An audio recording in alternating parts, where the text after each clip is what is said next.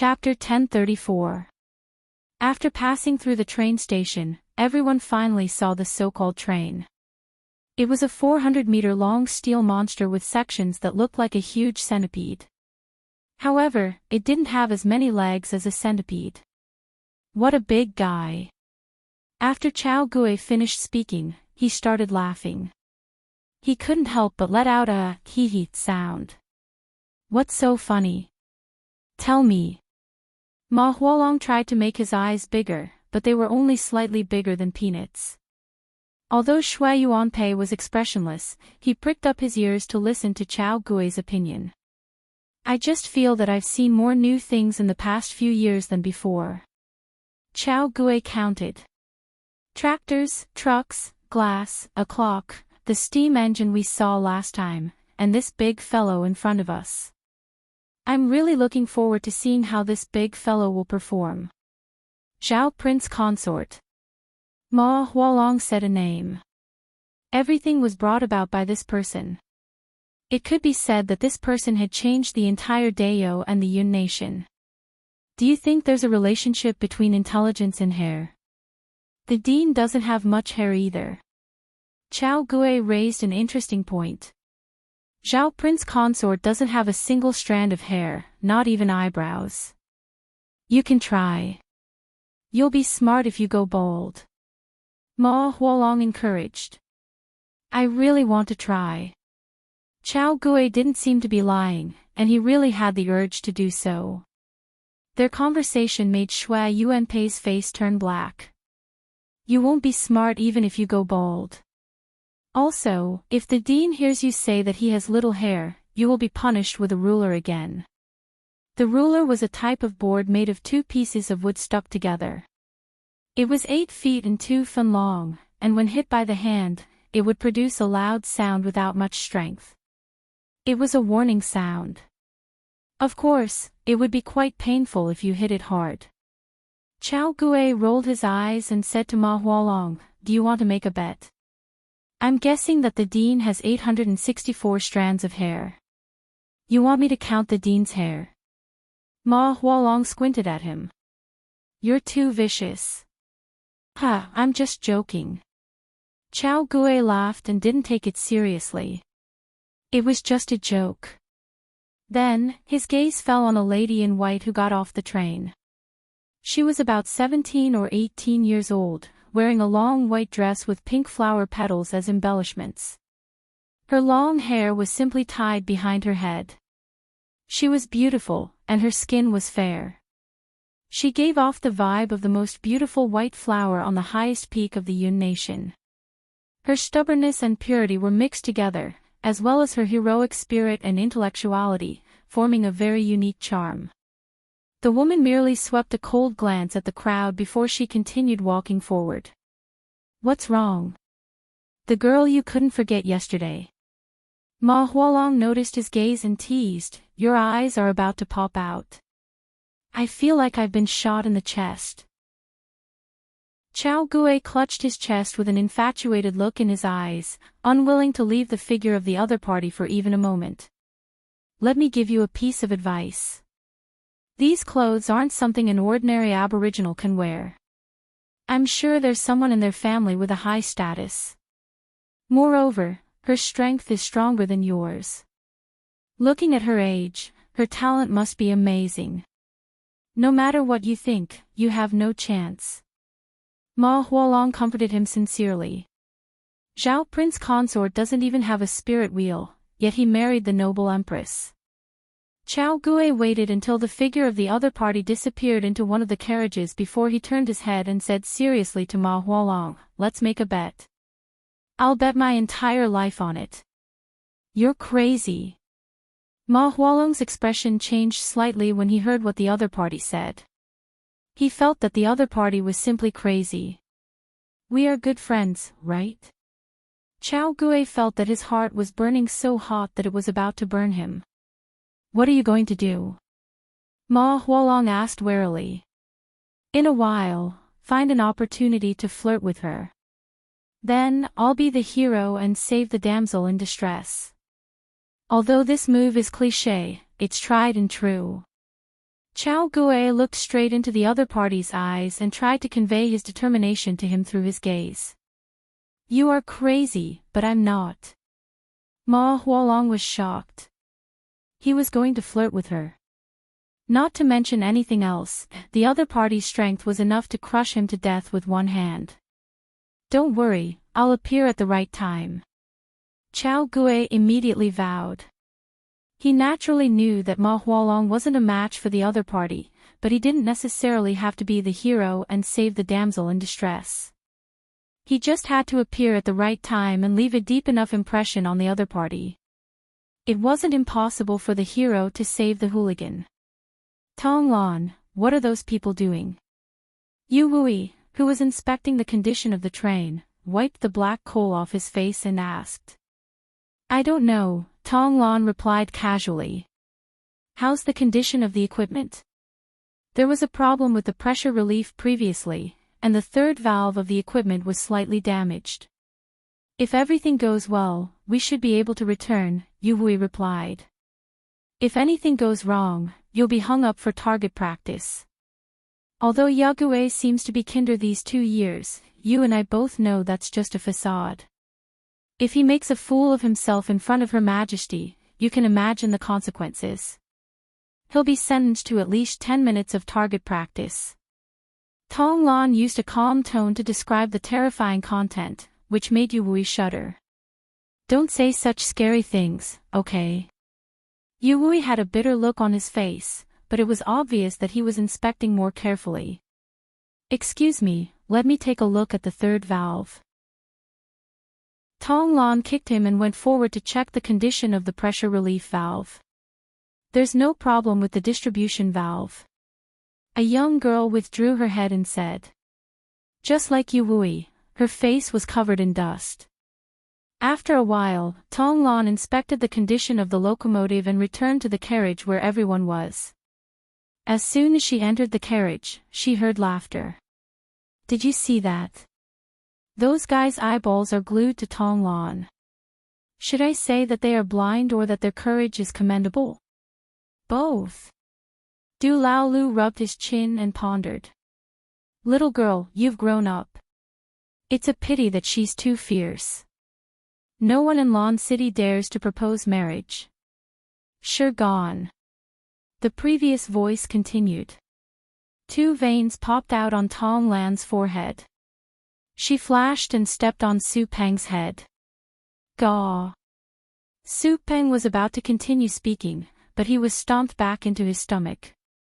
Following which, she kicked Du Lao's face. Tong Lan then flashed back to her seat. Both of you don't have a good memory after so many years. Not far away, Shurgan was trying his best to pull his neck up while the other was trying to stop his nosebleed. Are you done with the inspection? Tong Lan turned her head and glanced at him with a cold gaze. There's no problem with the hooks between the bogie and the carriage. Shurgan spread his hands and said, as long as there's no problem with the power unit, it's fine. There's a small problem, but it's not a big problem. Yu Wui and Wu Ye were on duty for the first 4 hours, followed by Peng Shi and Peng Jia. Tong Lan took a form from the table and flipped through it as she spoke. After a while, she put down the form and looked out of the window. Who are those people? Some scholars from the academies in the Yun Nation. It seems like they are going to board this Empress and return to Lan City with us. A young man supported his chin with one hand and flipped through a calculus book on the table with the other. Their appearance here must be in order from Her Majesty or Yague. Given Her Majesty's character, she wouldn't do such a thing. It should be Yague. Shurgan also glanced at the scholars outside, who were clicking their tongues in wonder at the train. It seems like Yague is very interested in them. Another scholar laughed. There are too few aboriginals, Tong Lan replied without even lifting her head. Yague said that he wants to implement universal education, but it won't be possible to achieve results in a short period of time. The number of teachers is also a problem. I reckon that Yague has taken a liking to them. They should be competent enough to be teachers. Actually, I really want to be a teacher. I have even prepared target shooting equipment. I even specially got someone to get me a box of repeating crossbows from the Yun Nation, but Yagüe didn't give me this opportunity. Another student spread his hands. Another 3.5 years. A pretty lady with a graceful figure clenched her fist and said, "We will graduate in another 3.5 years." Sigh. Everyone in the carriage sighed. 3 years and another 3 years. Have you guys finished your calculus homework? Let me copy it. Du Lao Lu, who had just stopped bleeding, suddenly had a change in expression. Half of the people in the carriage had a similar change in expression. Not only did they have a huge change in expression, but they also had a deep hatred for Du Lao Lu for bringing up the matter that no one wanted to think about. Sure gone, just let me have a look at your homework. I definitely won't be like that fool who even copied his name. Su Ping said. It's in the residence. Sure gone spread his hands. You guys work harder. Get on the train. Follow the order of the academies. Don't run around after getting on the train. There is a bathroom in every carriage, and meals will be provided in the middle, someone in front of the group of scholars shouted. The preparations are very thorough. We can finally set off. I'm really curious about how this big guy will bring us to Lon City. Zhouwu Academy, Yandao Academy, Shaojiang Academy, come over here. Huaya Academy, Shuangwen Academy, Jiangling Academy, go that way. Many scholars boarded the train in order with curiosity and anticipation. The Empress stood on the second floor of the train station and watched everything. Do you think these people are useful? The Empress asked. Let's give it a try. Maybe we can find some useful talents. After all, they have studied for more than 10 years, and it would be a pity to just leave them there, Renbachyan answered while turning his head to look at Hua. He saw Hua running around with Zi Donglai's saber in his hand. From time to time, he would pull out his saber and split a row of wooden blocks. He even made sounds of ha, ha. Needless to say, Hua was pretty good at drawing his saber and slashing. Not far away, Zi Donglai stared at Hua expressionlessly. Although it couldn't be seen on his face, Renbachyan could feel his heart aching from his gaze. Inspector Hua, although you and the Protector General are from the same family, I still hope that you can fulfill your duties. Renbachyan turned around and said to Hua Qinghua, who had a tattoo on her face and exuded a wild aura from head to toe. She didn't seem to mind Zi Donglai standing beside her. Of course. I've been watching him 24/7. Hua Qinghua patted her magnificent chest and guaranteed. Zi Donglai's expressionless face finally couldn't help but twitch a little. Baidu search Yunlai Pavilion's novel website and let you experience the fastest novel updates. All the novels are updated in seconds. Chapter 1035. The carriage was very spacious. After all, it was designed according to the size of the Aboriginals. There were only 4 seats in each row, and the gap between the 2 opposite seats was also very large. All the seats in the carriage were made of pure leather. This was mainly because Dayo produced a large number of 4-corned cattle and sheepskins every day. They were extremely cheap, and the merchants preferred those precious furs. Upon seeing this, Renbachyan simply bought leather and used it on all his products. This included the sofa, the seats, the cab of the tractor and the truck, and even the surface of the table clock. He would nail a layer of cowhide to it. It had to be said that using animal skin was much more environmentally friendly than using paint. As for cheap substitutes like leather, there was no need for them at all. Of course, leather, which was extremely cheap in Dayo, was still a little extravagant for the people of the Yun Nation. However, in the eyes of the students, this was a train, and it was natural to use all kinds of luxurious decorations.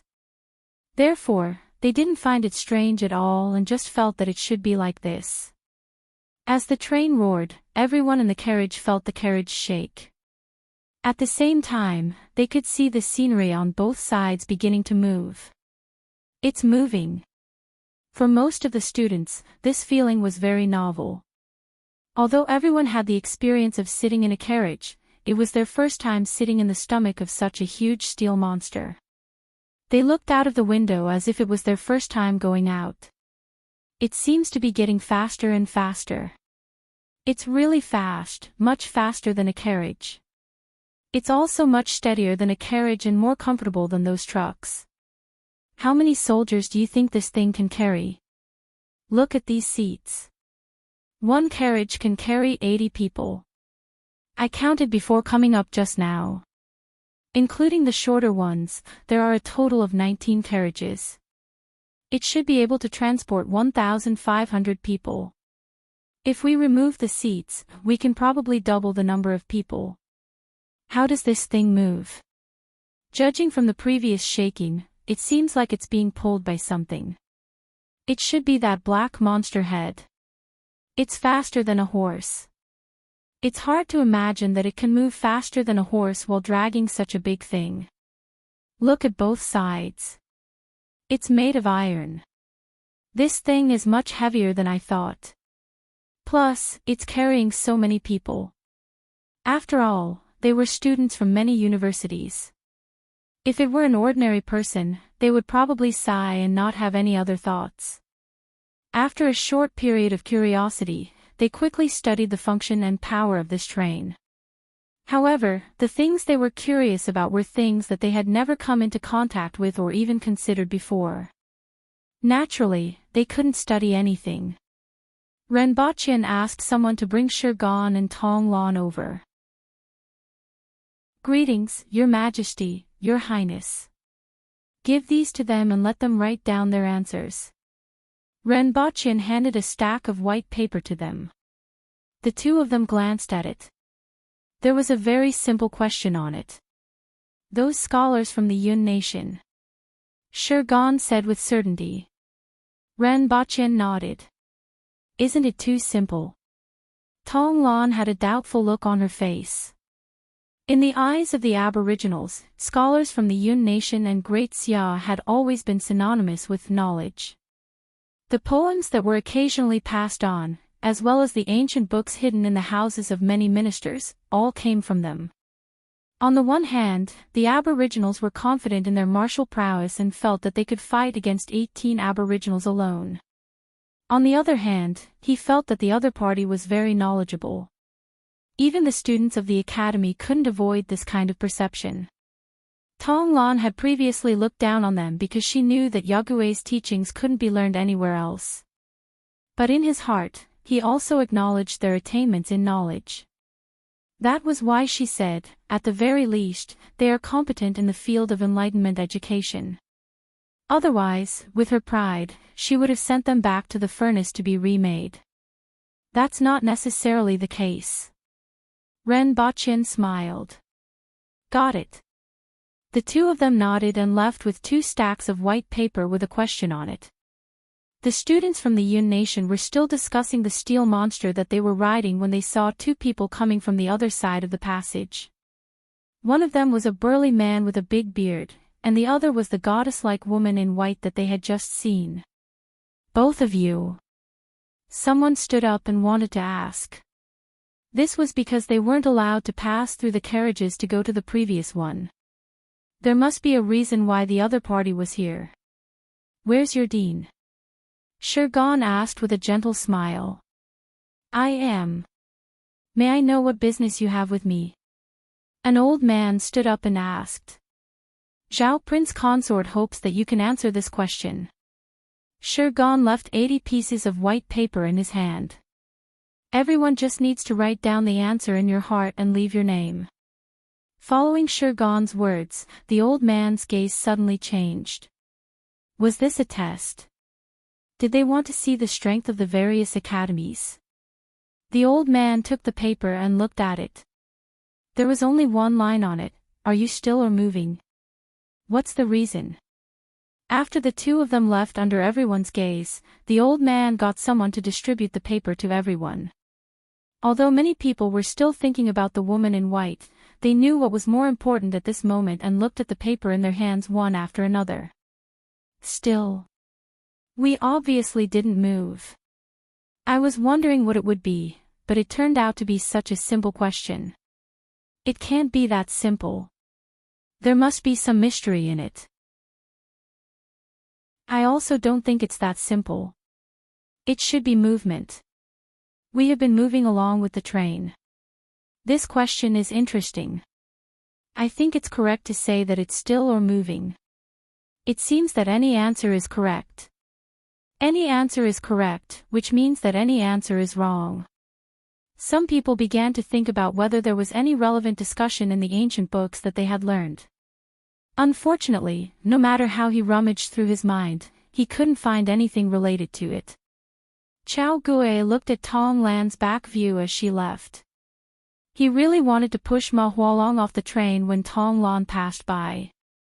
He could then use his rude behavior as an excuse to apologize and continue the conversation. Unfortunately, Ma Hualong seemed to have guessed what he was thinking. Ma Hualong stepped aside and stared at him.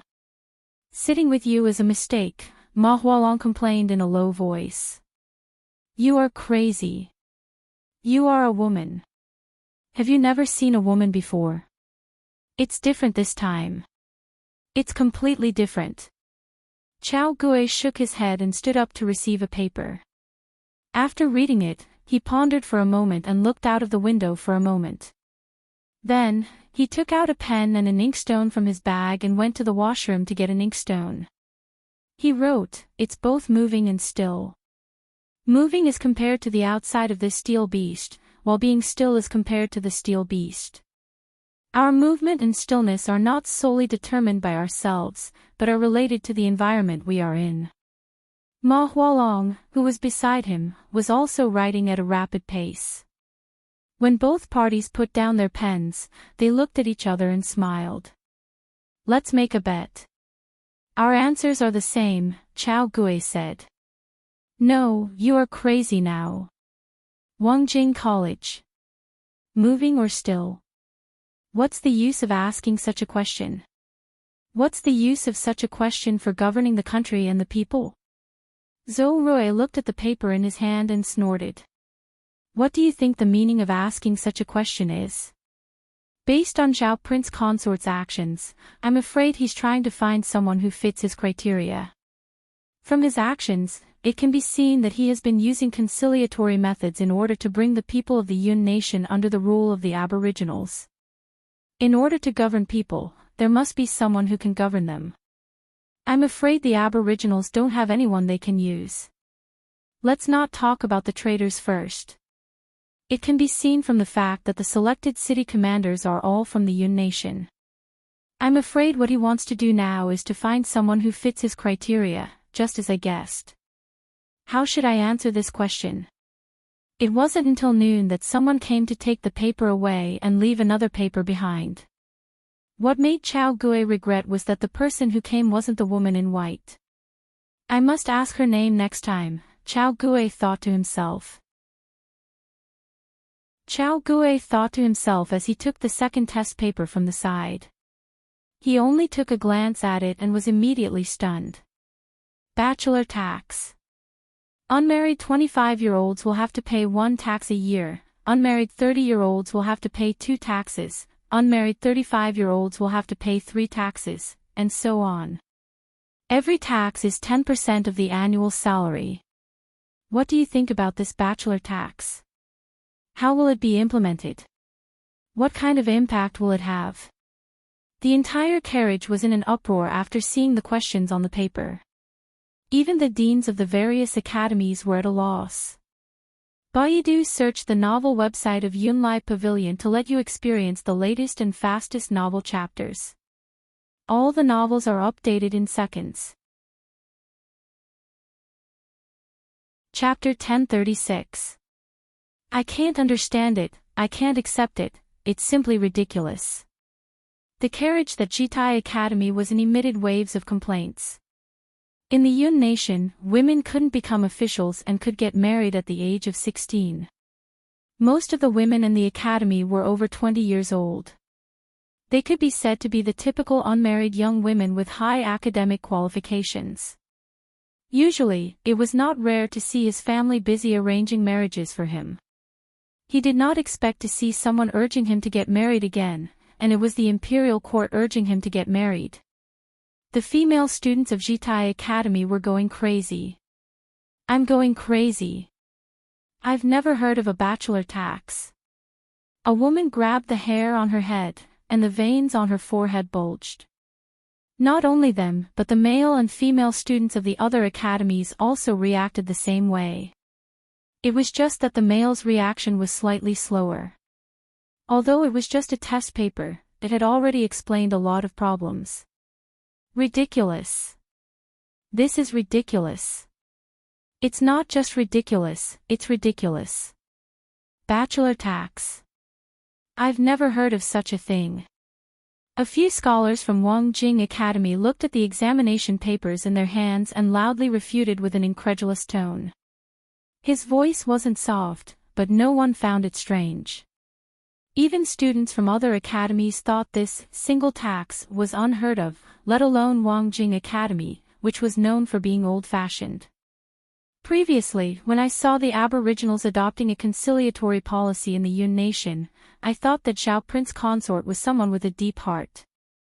I didn't expect him to propose such an absurd idea. Wangjing Academy's Zhou Rui was livid. I think it's a good thing. Chang Lu, who had eyes like a reptile, gave off a cold feeling when she looked at someone. After thinking for a long time, she raised her head with a playful expression. Such a reason to increase taxes is simply absurd to the extreme. What good thing is this? A scholar snorted lightly. Zhou Rui calmed down after hearing this. After thinking for a while, he whispered, Brother Chang is right. The more absurd the imperial court of Dao is, the better it is. If that's the case, it'll be easy. We just have to follow Zhao Prince Consort's wishes. Bachelor tax. Du Laolu smacked his lips and looked expectant. I really want to pay the tax. I'll tell that person of yours when we get back. Su Ping said contemptuously. He can beat 8 of you with one hand. Ahem, I'm looking forward to you guys paying taxes. Du Laolu immediately changed his tune. Remember that you still have some private money. Do you want money or your life? Su Ping smiled maliciously and poked him with his elbow. When someone saw Tong Lan sitting there with a pensive look on her face, he laughed and said, Why? Are you thinking about paying taxes? You still have years to go. Some of us here have to pay taxes. Humph. Tong Lan snorted. She didn't really care about 10% of her annual salary. And she's only 17 this year. She was thinking about what Yague was thinking and what kind of impact the bachelor tax would have. In fact, those who find it difficult to get married are the weakest, and those with the lowest incomes. If this single tax is really introduced, the pressure on them to survive will be even greater. Shurgon twirled a pen in his hand as he spoke. That is indeed the case. This plan is inappropriate. Our aboriginals are better off, but it's the commoners at the bottom of the Yun Nation. It's not easy for them to survive. If we increase their tax burden, I'm afraid there will be repercussions. The one who spoke was Shuryu. Although he had the same surname as Shurgon, he was a commoner. He was also the only commoner student left in this batch. Rebound. Just kill them.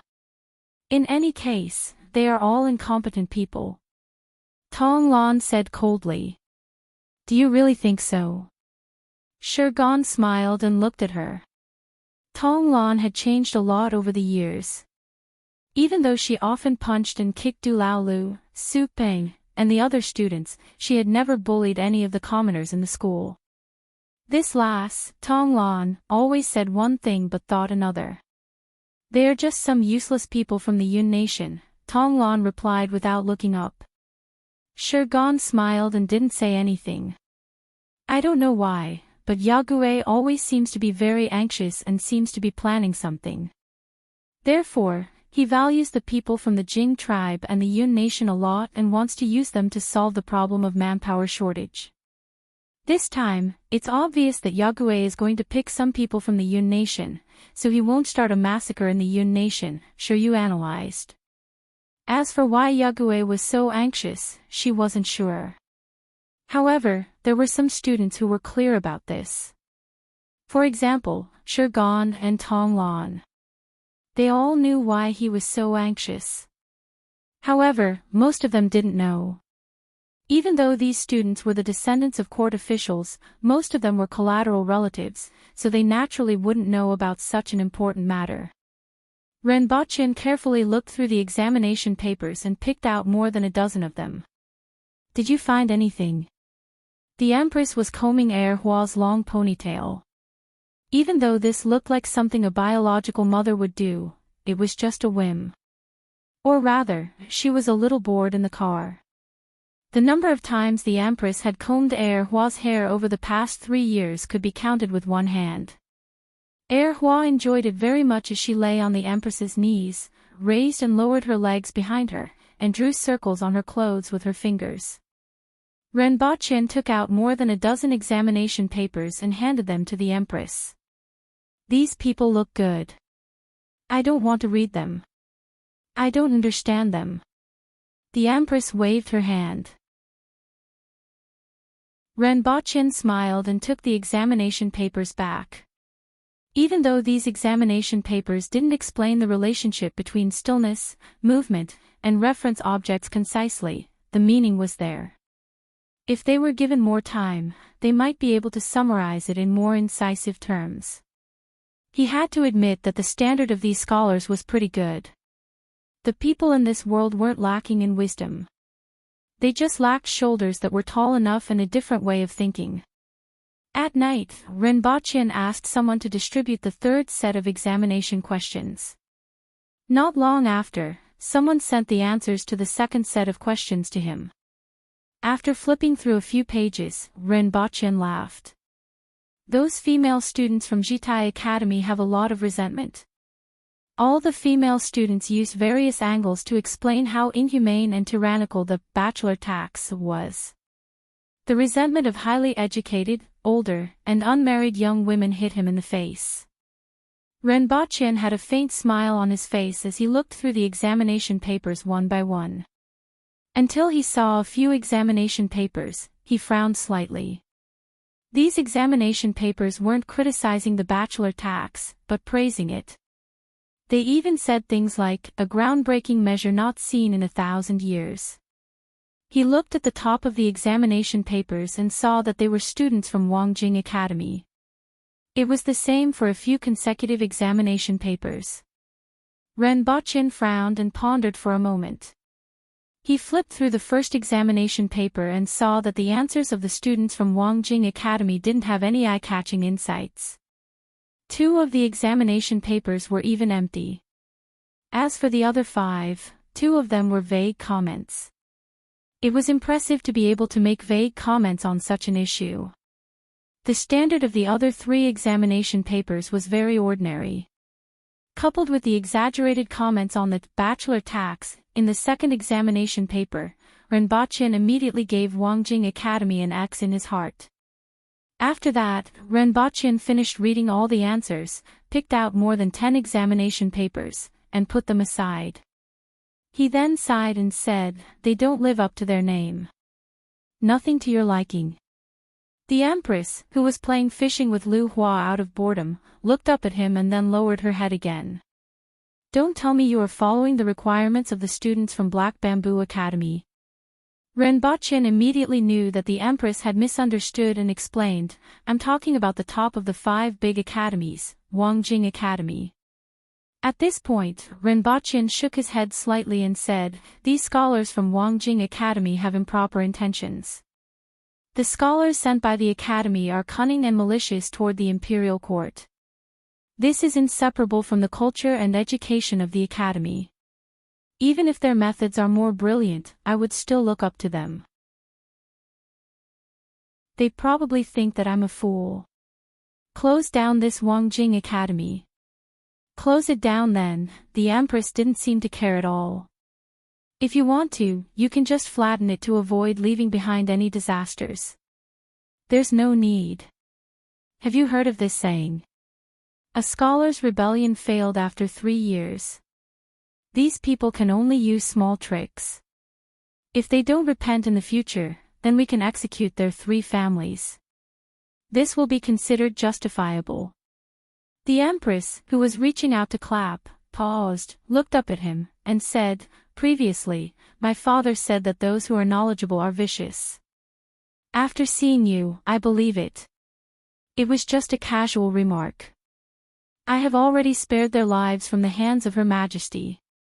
If they still act recklessly, then I can only say Amitabha." With a few simple sentences, the 2 of them sentenced Wangjing Academy to death. This Chao Gui from Shaojiang Academy is not bad. He actually proposed a method of reducing taxes instead of increasing taxes. He has some insight. Renbaqian then looked at the dozens of examination papers again and found Chao Gui's paper from the first set. The answers on both papers were quite to his liking. In addition, Ma Hualong from Shaojiang Academy, Quan Quaning from Jiangling Academy, Wu Chenxing from Baiquan Academy, and the brothers Wu Fan and Wu Qin from Fenghu Academy were also not bad. There were also some people who weren't as outstanding as these people, but they had a certain level of insight and were worth looking forward to. Next, he waited to see the answers on the 3rd set. It seemed like he would be able to gain something this time. In addition to the scholars from the Yun Nation, some of the students from the academy had also written the 2nd set. The growth of these students made him extremely pleased. Baidu search 081 Chinese network yen. No advertising words. Chapter 1037. Ning Chongqing sat on the seat of the train. Some of the students had already fallen asleep, but he couldn't fall asleep no matter what. His somewhat turbid eyes shone with wisdom and radiance. He already knew that Zhao Prince Consort had gathered so many academies this time to select suitable talents. In addition, he was afraid that he would have some other ideas. For example, he wanted to see the current thoughts of the Yun Nation scholars and their perception of the imperial court. However, after reading these papers, he felt that he was probably wrong. Although the scholars had always been the target of every dynasty's court, Zhao Prince Consort was different. He didn't care about the thoughts of the scholars. Judging from his previous actions, he had always been resolutely doing what he wanted to do. Although the papers were for the students to answer, they also revealed their thoughts. Let's not talk about the first paper. The second paper was about the bachelor tax, which should be for the aboriginals, right? The aboriginals didn't have a large population, but with their talents, if their population was the same as the Yun nations, there would be no place for other races in this world. As for the third paper, it was the one that touched Ning Chongqing the most. There were 2 questions on it.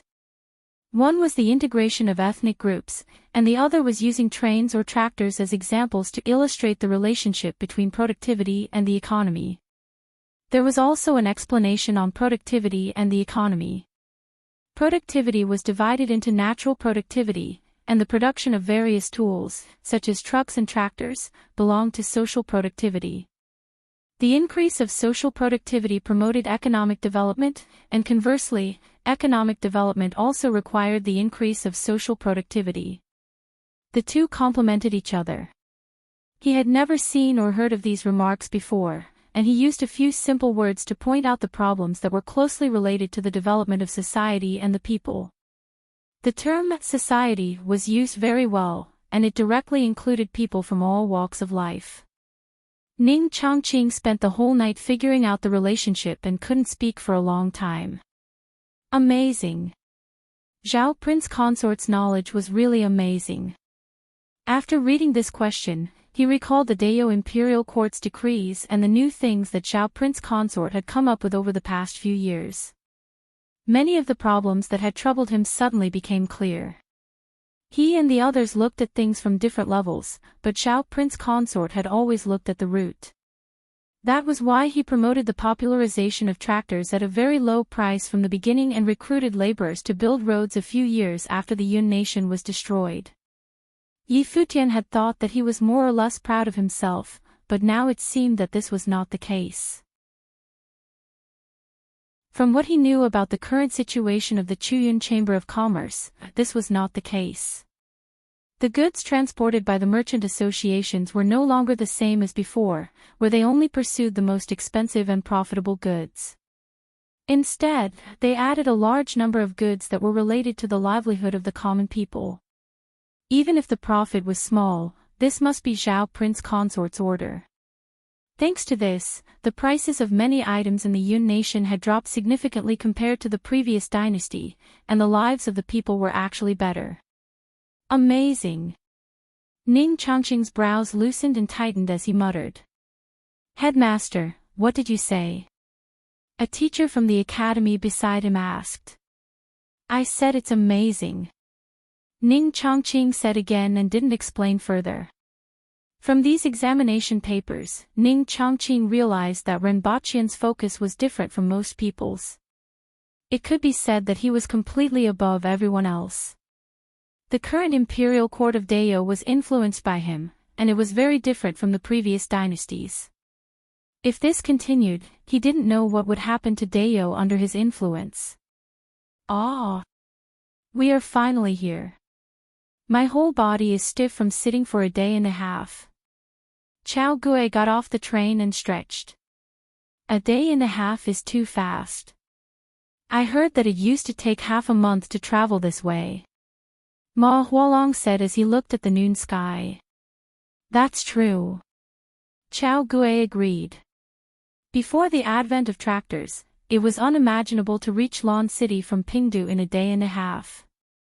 However, in just a few years, everyone had personally experienced such changes. The feeling was especially obvious when they got off the train.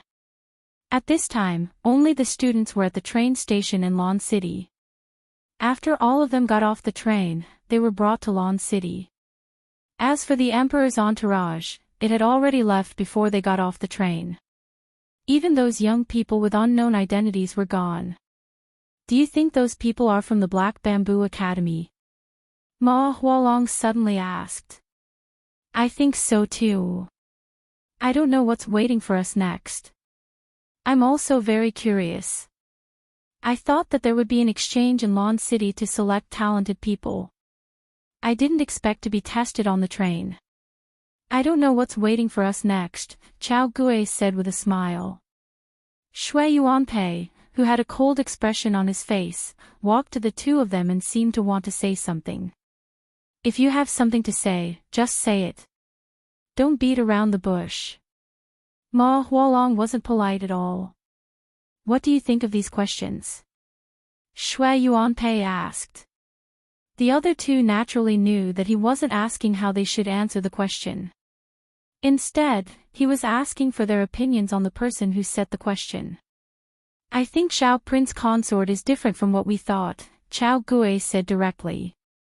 I think so too. Ma Hualong smiled and said, His Highness is famous all over the world for his incomparable heavenly works and miscellaneous skills. Some of the new things in the past few years were created by his hands. Moreover, I heard that he has a good understanding of agriculture.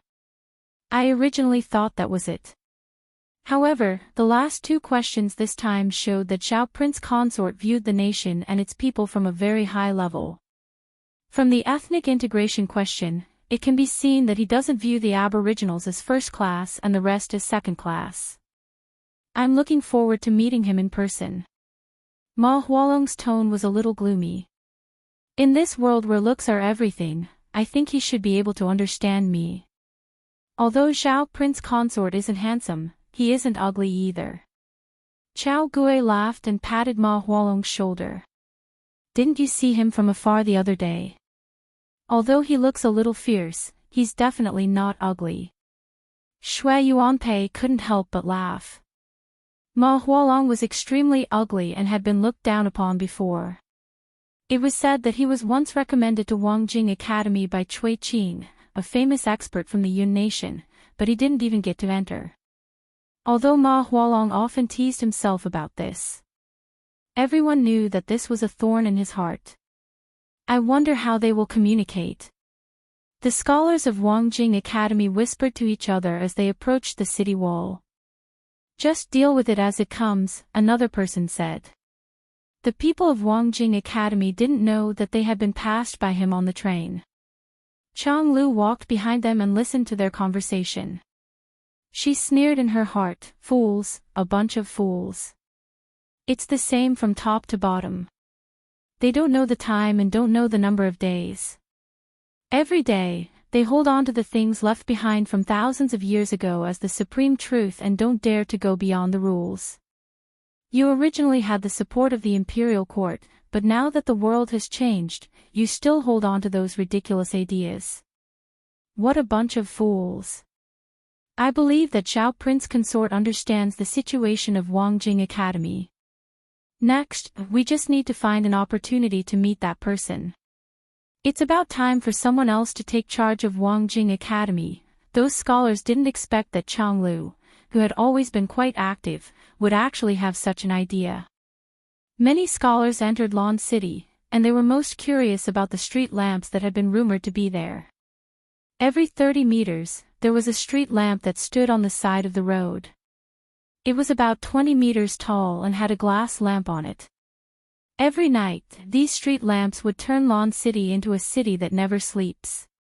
The rumor of a city that never sleeps had long spread throughout the Yun nation. In addition, the aboriginals were really tall, strong and fierce-looking men could be seen everywhere on the streets of Lan City. This made many scholars feel somewhat uneasy while walking among them. Fortunately, they could occasionally see some merchants from the Yun nation. Chao Gui found an opportunity to approach a shopkeeper who walked out of a shop and looked at the crowd with a smile. "Shopkeeper, nice to meet you." Chao Gui cupped his fists. "Which academy are you from? Why are there so many scholars?" The shopkeeper smiled. He had come out of the shop out of curiosity after seeing these people. "I'm Chao Gui from Shaojiang Academy.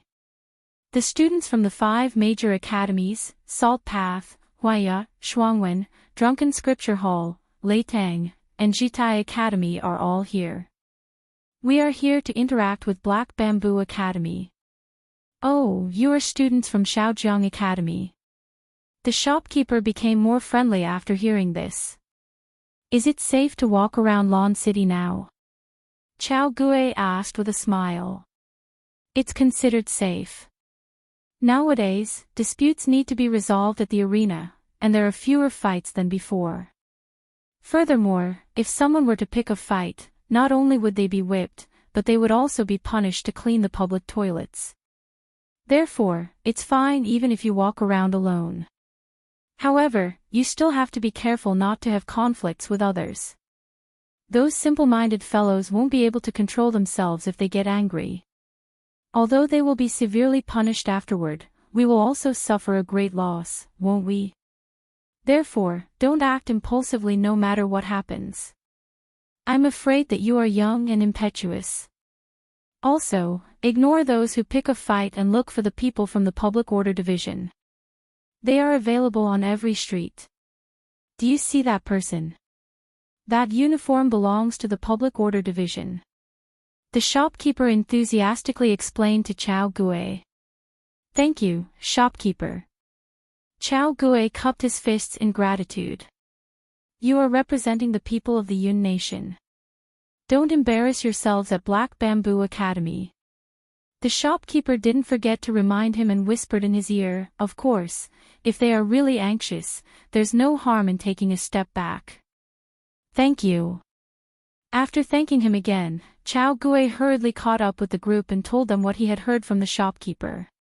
The others heaved a sigh of relief upon hearing this. After all, they were under a lot of pressure in a city that was filled with human-shaped weapons.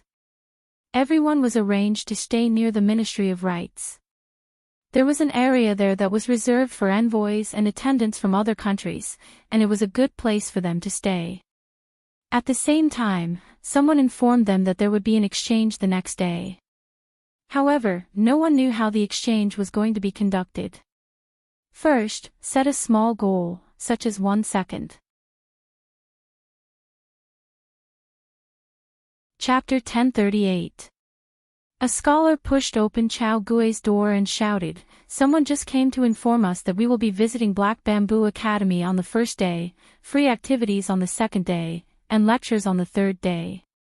Apart from Chao Gui, there were a few other scholars in the room. Lectures? Someone stood up and asked doubtfully. Every academy will send one student to present their expertise. The lecture cannot be less than an hour and not more than 2 hours. Is there any specific content? No. Anything is fine as long as it's something they are good at. That's interesting. I reckon that no matter who goes on stage, they will have to face criticism from the other academies. If they are not careful, they will lose face. That's why they have to present their expertise. That's interesting. Everyone's expressions were not solemn, but they were not relaxed either. Although there was only one person on the stage, he represented the reputation of the academy. If he gave a good lecture, the entire academy would gain face. If someone were to make things difficult for him, he would lose a lot of face. Sure enough, there's no such thing as a good banquet. Someone tapped the book with a fan. It's the same. Every academy will face various situations, and it will depend on their own means. If the content of the lecture is problematic, it will definitely be criticized by others. Therefore, the content of the lecture is very important. Not many people cared about the tour. It was more or less the same for every academy.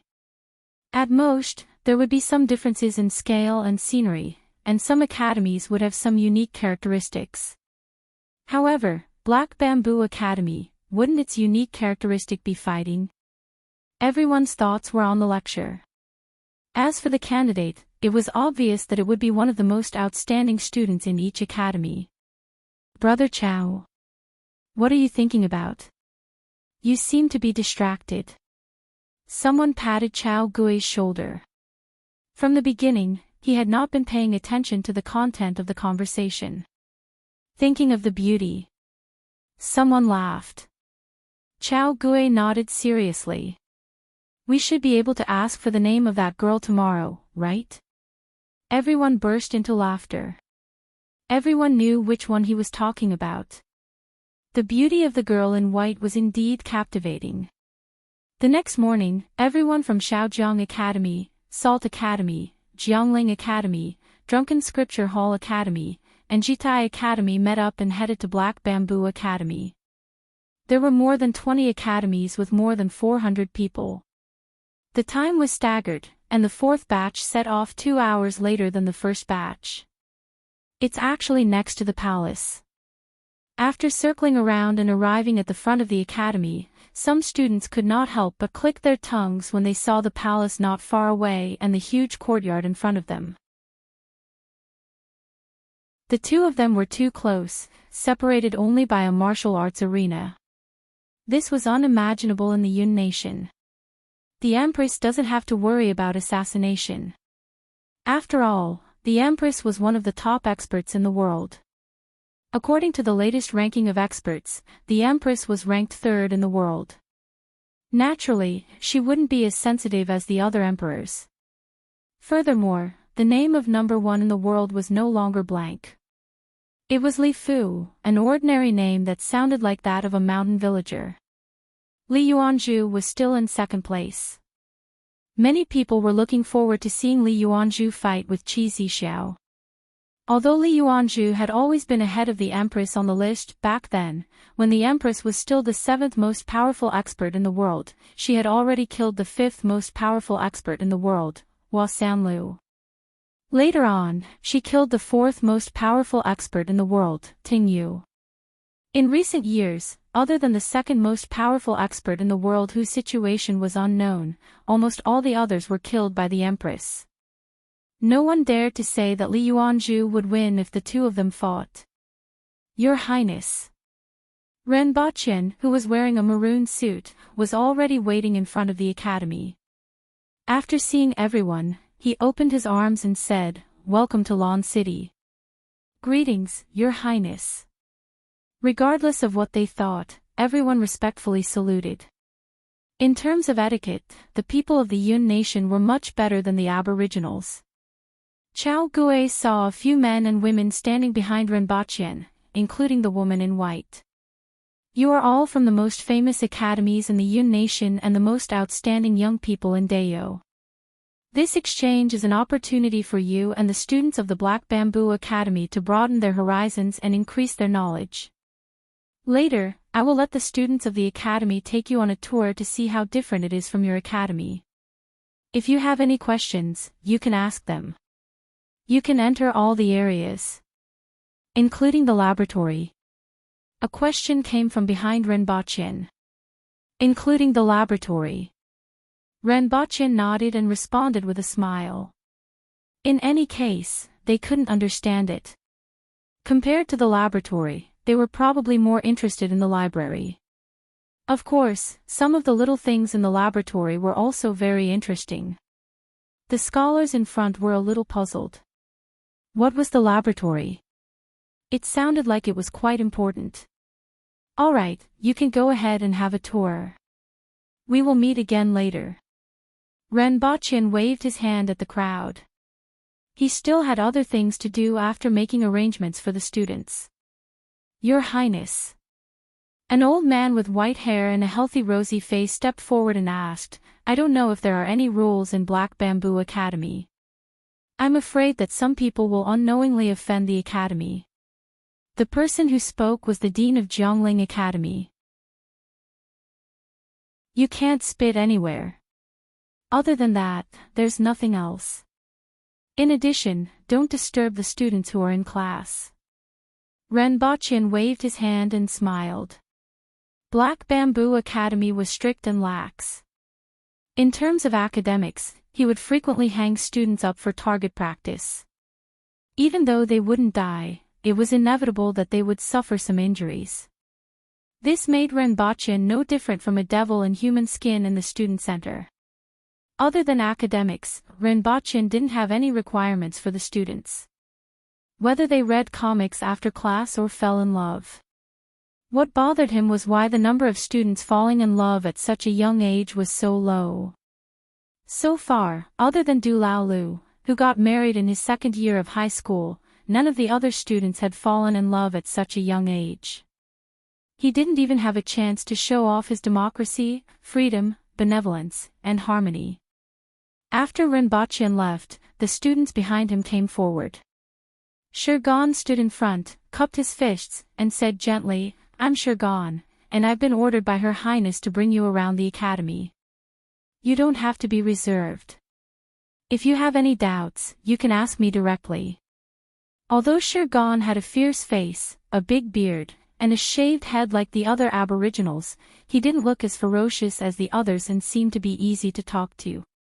"These are my classmates, Tong Lan, Shiyu, Cho Feng, and Tai Tianxua." Shirgan briefly introduced the rest of them. The 5 of them were enough for 5 different academies. After that, Shirgan made arrangements for them. Chao Gui was overjoyed to find out that the lady named Tong Lan, who was dressed in white, was the one accompanying Shaojiang Academy. "Thank you." Ning Chongqing smiled warmly at Tong Lan. "Okay. It's good that you know. So, don't run around."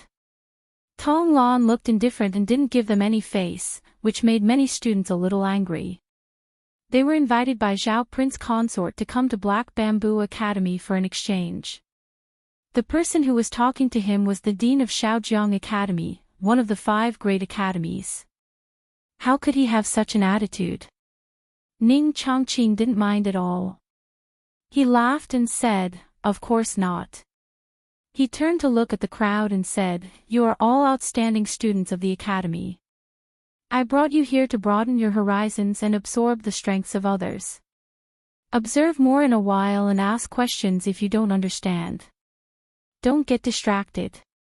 "Dean, do you mean that since the other party's attitude isn't good, we should ask them everything we see and cause them some trouble?"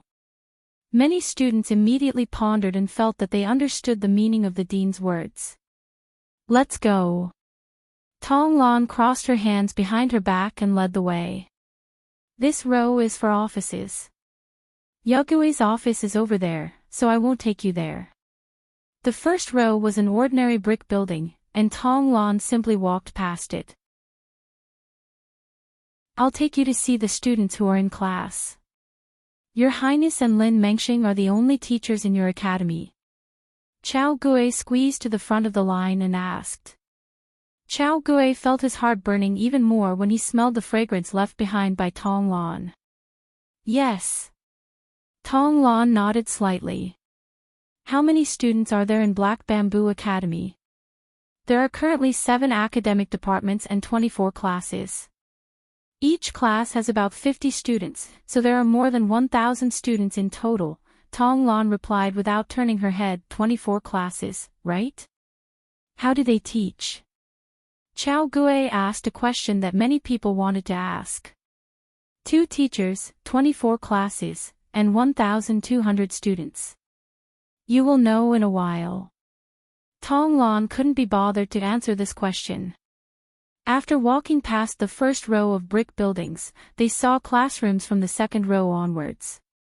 There were 6 classrooms in each row, so there were a total of 6 rows around the small lake. The 3 rows on the west side of the lake were the junior high school classrooms, chemistry laboratories, infirmary, and a standalone library. The 3 rows on the east side of the lake were the high school classrooms, physics and chemistry laboratories, as well as the utility room. The university classrooms were a distance away. When they were near the first classroom, everyone heard a voice coming from it. An integral equation with 2 unknowns and the degree of the unknown term is 1 is called a quadratic binary equation. All quadratic binary equations can be transformed into. Upon hearing this voice, everyone became curious. They didn't know what was being taught as they had never heard of it before. Furthermore, since there were only 2 teachers in the academy, who was the one speaking inside? Tong Lan led everyone to the window.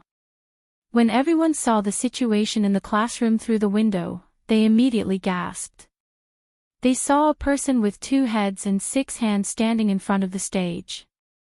One of his heads was looking at the white screen in front of him, and his eyes emitted a strange glow that formed lines of words on the screen.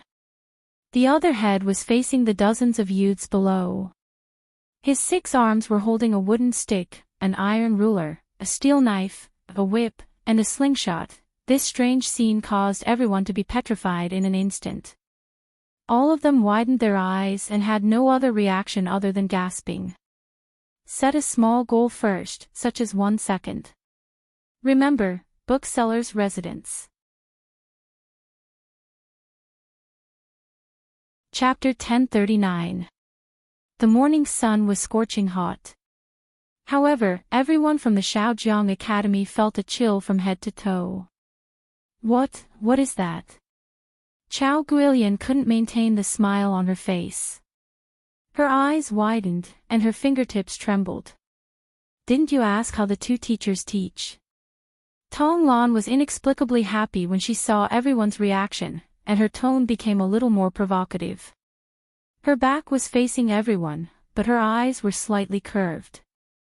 This isn't human. A student swallowed a mouthful of saliva, and like a chain reaction, everyone present swallowed a mouthful of saliva in unison. This was nonsense. Even a blind person could tell that it wasn't human. Of course not. Tong Lan's mood was even better. She couldn't suppress the smile on her face any longer. It's a Wangliang that Yagui caught. It looks a little strange, but it's quite knowledgeable. Tong Lan rolled her eyes and blurted out. Wangliang. Everyone looked at the fellow with 2 heads, one looking in front of the other, and felt that this thing was different from the legendary Wang Liang. However, everyone still believed it. Even such an inhuman thing had appeared. What else could they not believe? Everyone stood outside the window, blocking a large portion of the light. Not to mention the uniform sound of inhaling and swallowing of saliva. The students in the classroom turned their heads to look outside. Just as they turned their heads, the monster standing in front of them lashed out with the whip in his hand. Paw! There was an explosive sound in the air. A blood-red mark immediately appeared on that student's forehead. If it was an ordinary person, this whip would have split open their flesh. That student quickly looked straight ahead and secretly used one hand to dig out some ointment from the table and apply it on his forehead. Everyone, who had just caught their breath, almost couldn't catch their breath again when they saw this scene. Everyone finally knew why the students inside were so well behaved. If they were in the Shaojiang Academy and there was a row of people standing outside, the students definitely wouldn't be in the mood to listen to the lecture. With a knife on their neck, they couldn't be disobedient even if they wanted to. Everyone suddenly felt that the days of being punished in the academy were simply like being in a fairyland. In the future, if anyone said that it wasn't easy to study hard for 10 years, they should come to the Black Bamboo Academy to take a look.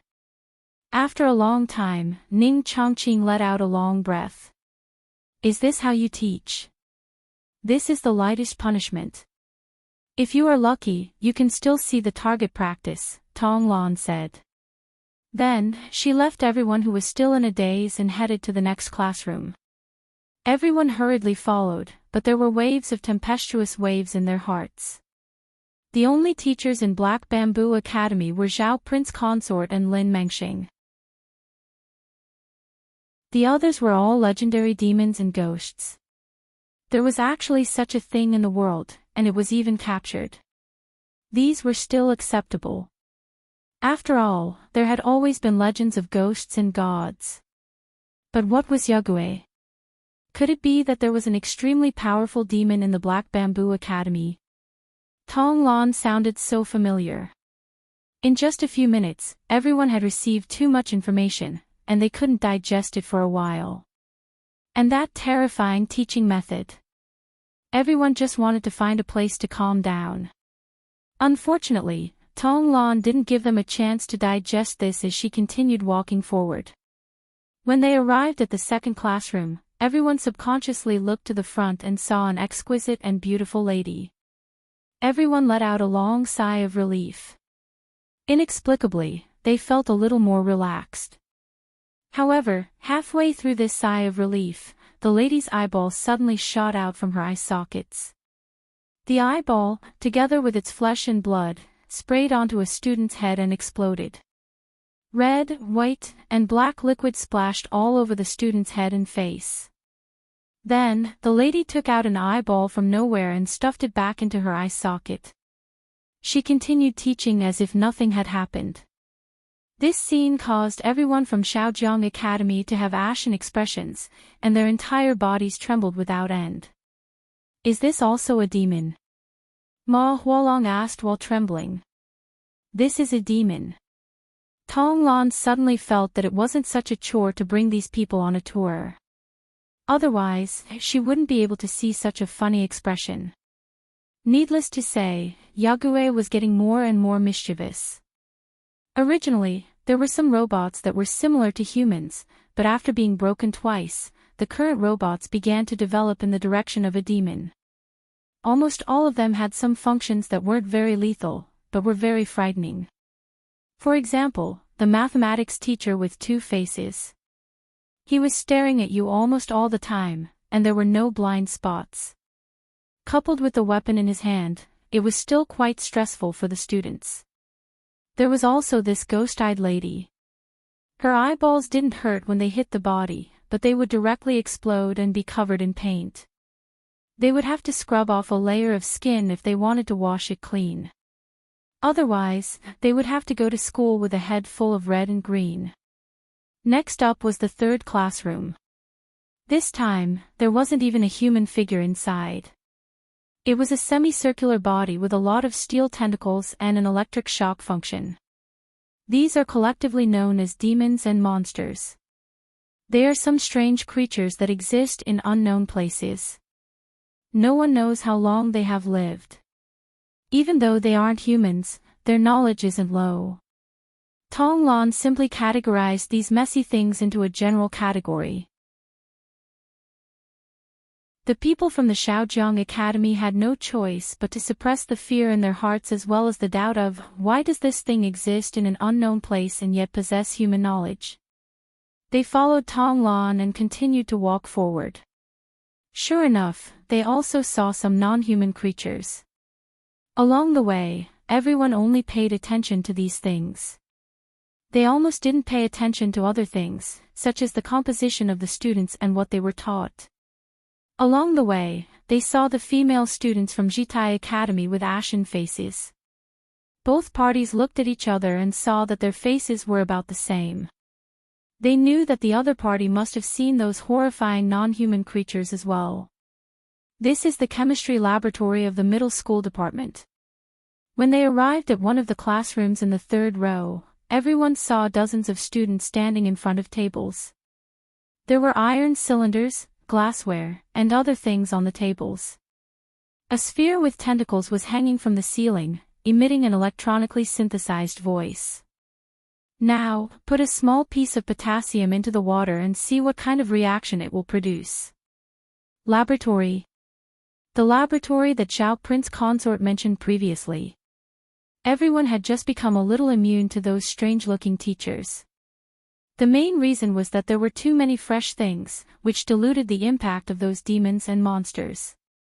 Just as everyone was looking curiously, they heard a student in a corner shout, "Oh no!" More than half of the students instantly hugged their heads and squatted down. Boom! A ball of purple flames exploded in that corner, and a bucket of water was blown away and splashed onto many students. Idiot, you put such a big piece of potassium. This power is at least half the size of a palm. Tong Lan snorted gloatingly. She was too familiar with this. They had done this many times in the past. One of her dresses was also burnt. There was no need to inform the people from the clinic. When they heard the noise, they came out from the infirmary. They went in to take a look and praised, "Not bad, no one is seriously injured. Practice makes perfect." This saying is true everywhere. Everyone from Shaojiang Academy felt a toothache when they heard this. They were so familiar with hugging their heads and squatting down. Was it because of practice makes perfect? That's right. Just do it a few more times and it will be fine. Tong Lan saw through everyone's thoughts and smiled. Chapter 1040. When they arrived at the library, everyone was finally able to calm down. The things they saw just now had a huge impact on them. No one expected the Black Bamboo Academy to have so many inhuman beings. And those students, they were so proficient that it made their hearts ache. Is this how you study? Chao Gui didn't forget to strike up a conversation with Tong Lan even in this situation. He lamented in his heart that it wasn't easy for these aboriginal students. The girl in front of him looked like she was only 18 years old. She was currently a first-year undergraduate student, which meant that she had started studying at the age of 11. Tong Lan glanced at him, which was a rare occurrence. Chao Gui felt his heart tremble when he saw Tong Lan's clear gaze. "What kind of awareness do you think we have when we study?" Tong Lan said in a flat tone and lowered her head. She couldn't hold it in anymore. If she wasn't in front of these people, she would have laughed hysterically. Chao Gui was in deep veneration for her. At the same time, he felt sorry for her when he saw her lowering her head. It was hard to imagine what kind of hardships an 11-year-old girl would experience in this academy. "You are using your life to study." Pfft. Tong Lan almost couldn't hold it in. Of course, it wasn't wrong to use one's life to study. It was just that Du Laolu, Su Peng, and a few others couldn't finish their homework or pass their exams. However, Tong Lan quickly snorted and made a dismissive expression. Take a break. You can take a walk around the library. I have something to do and have to leave. Tong Lan opened the door and smelled roasted sweet potatoes. Don't forget about this. Tong Lan didn't need to look to know who it was.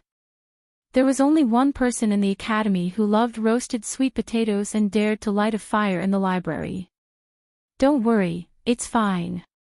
Li Fu was sitting cross-legged on the ground and didn't think much of the person who came.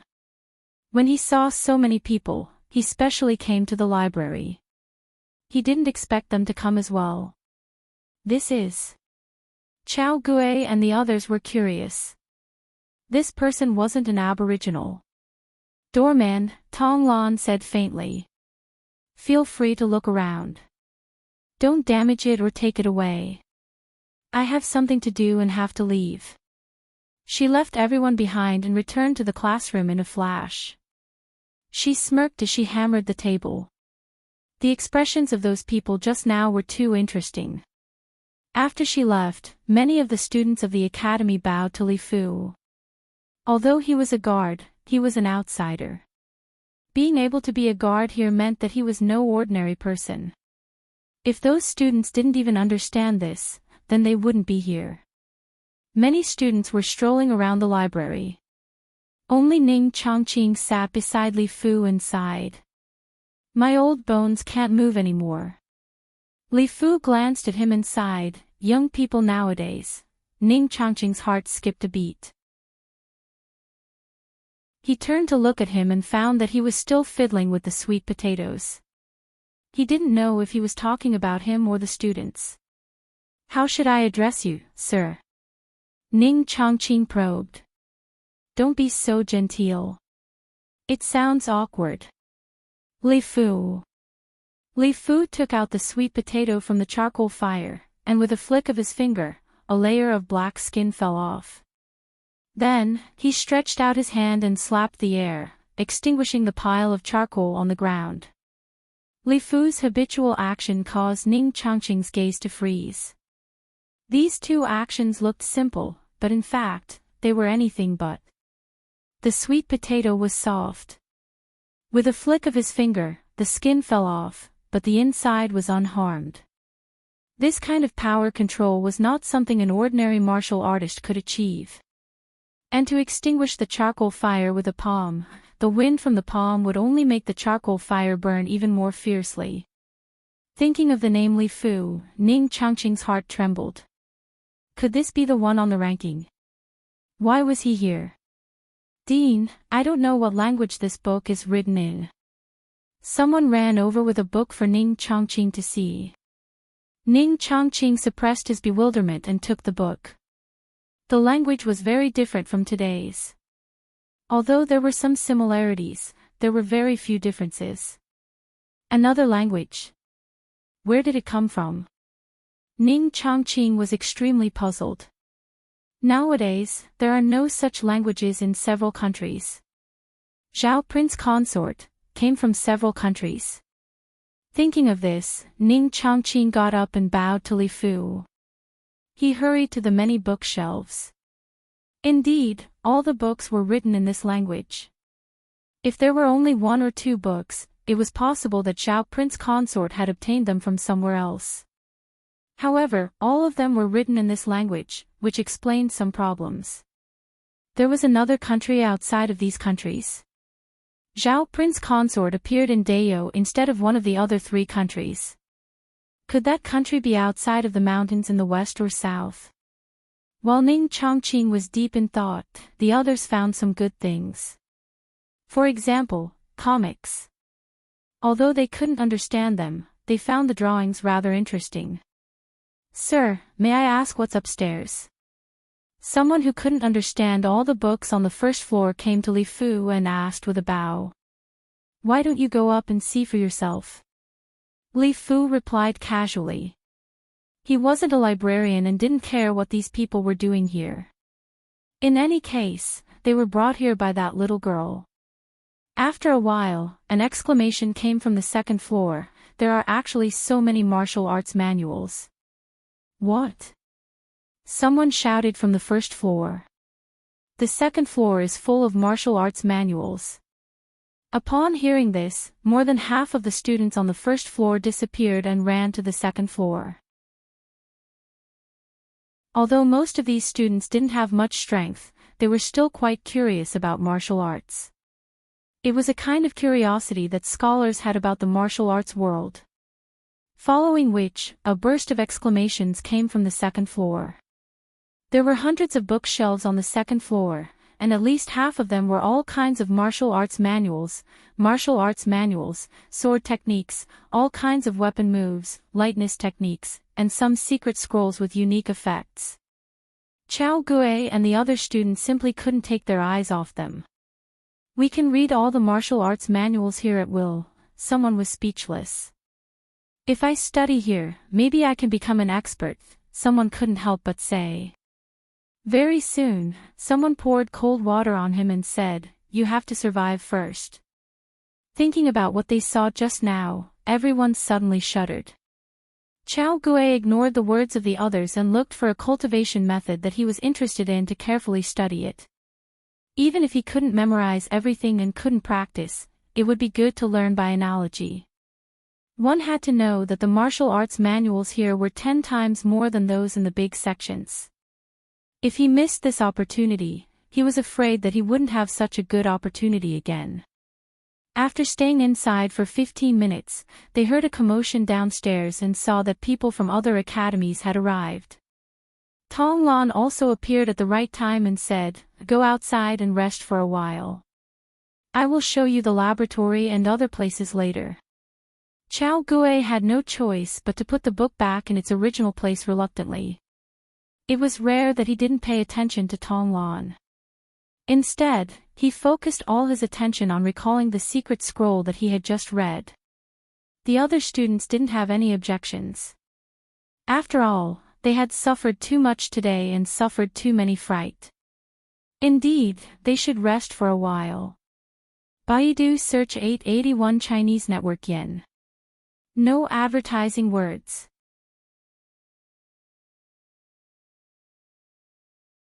Chapter 1041. Everyone was resting by the lake, but they couldn't calm down. Soon, the topic shifted back to those teachers. Black Bamboo Academy's teaching methods were terrifying, and so were the books in the library. Everyone could understand this. However, the existence of those teachers gave them a fright. This was what they were most concerned about after they came back to their senses. Those inhuman beings. Tong Lan felt very comfortable as she listened to everyone's conversation. It was so fun to tease these people. She didn't have this opportunity in the past. Ning Chongqing walked to Tong Lan's side and sat down with a smile. "Today was really an eye-opener for us." Tong Lan was a little hesitant on how to answer.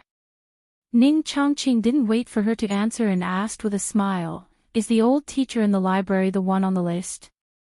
"You know about it." Tong Lan thought for a while and said, "Thanks to him, nothing in the academy has ever been lost. With him around, who could steal?" Ning Chongqing confirmed his guess and smiled bitterly. It was indeed him. Such a person was actually a gatekeeper at Black Bamboo Academy. She let out a long sigh and asked again, "What did you learn?" "Chinese, mathematics, chemistry, and physics." Tong Lan counted with her fingers and realized that there were only 4 subjects. There were many more subjects in the library, such as sociology, psychology, architecture, poetry, medicine, education, materials, agriculture, philosophy, law, manufacturing, economics. There were too many. At this thought, Tong Lan felt that the academic curriculum wasn't important anymore. To learn everything, even those perverts with swords on their backs couldn't do it. Ning Chongqing was a little interested and asked, "What are these subjects? Can you explain in detail?" "I'm very interested." Tong Lan raised her eyebrows impatiently. However, seeing that these people had brought her so much fun, she suppressed her eyebrows and said calmly, "Chinese is literacy, and mathematics is algebra. You also have to learn the arithmetical classic, right? It's similar to the arithmetical classic. As for physics, it's the various phenomena of nature, the structure of matter, the interaction of matter, and the law of motion of matter." Ning Chongqing interrupted Tong Lan and asked, "The matter you mentioned, everything in the world can be touched or not. As long as it exists, it's all there. Whether it's soil, stones, trees, flowers, birds, beasts, the air we breathe, the clouds and lightning in the sky, or the ice and snow on the peaks, it's all there." When Ning Chongqing heard the other party's words, his eyes were filled with shock. The surrounding students who were attracted by the conversation couldn't help but say, "Isn't this the great Tao of heaven and earth?" That's what Yagüe said back then. Tong Lan thought about it carefully. That's not wrong. In the eyes of others, it was the great Tao of heaven and earth. However, in the eyes of the students of the Black Bamboo Academy, it was subdivided into different things. Absolute silence. Learn the great Tao of heaven and earth. It's not as powerful as you think. Tong Lan was thin-skinned, so she explained, for example, why do fruits fall from the tree? Don't fall into the sky. It fell vertically. Because the earth is below. Someone asked subconsciously. Then why did it fall down? Tong Lan asked.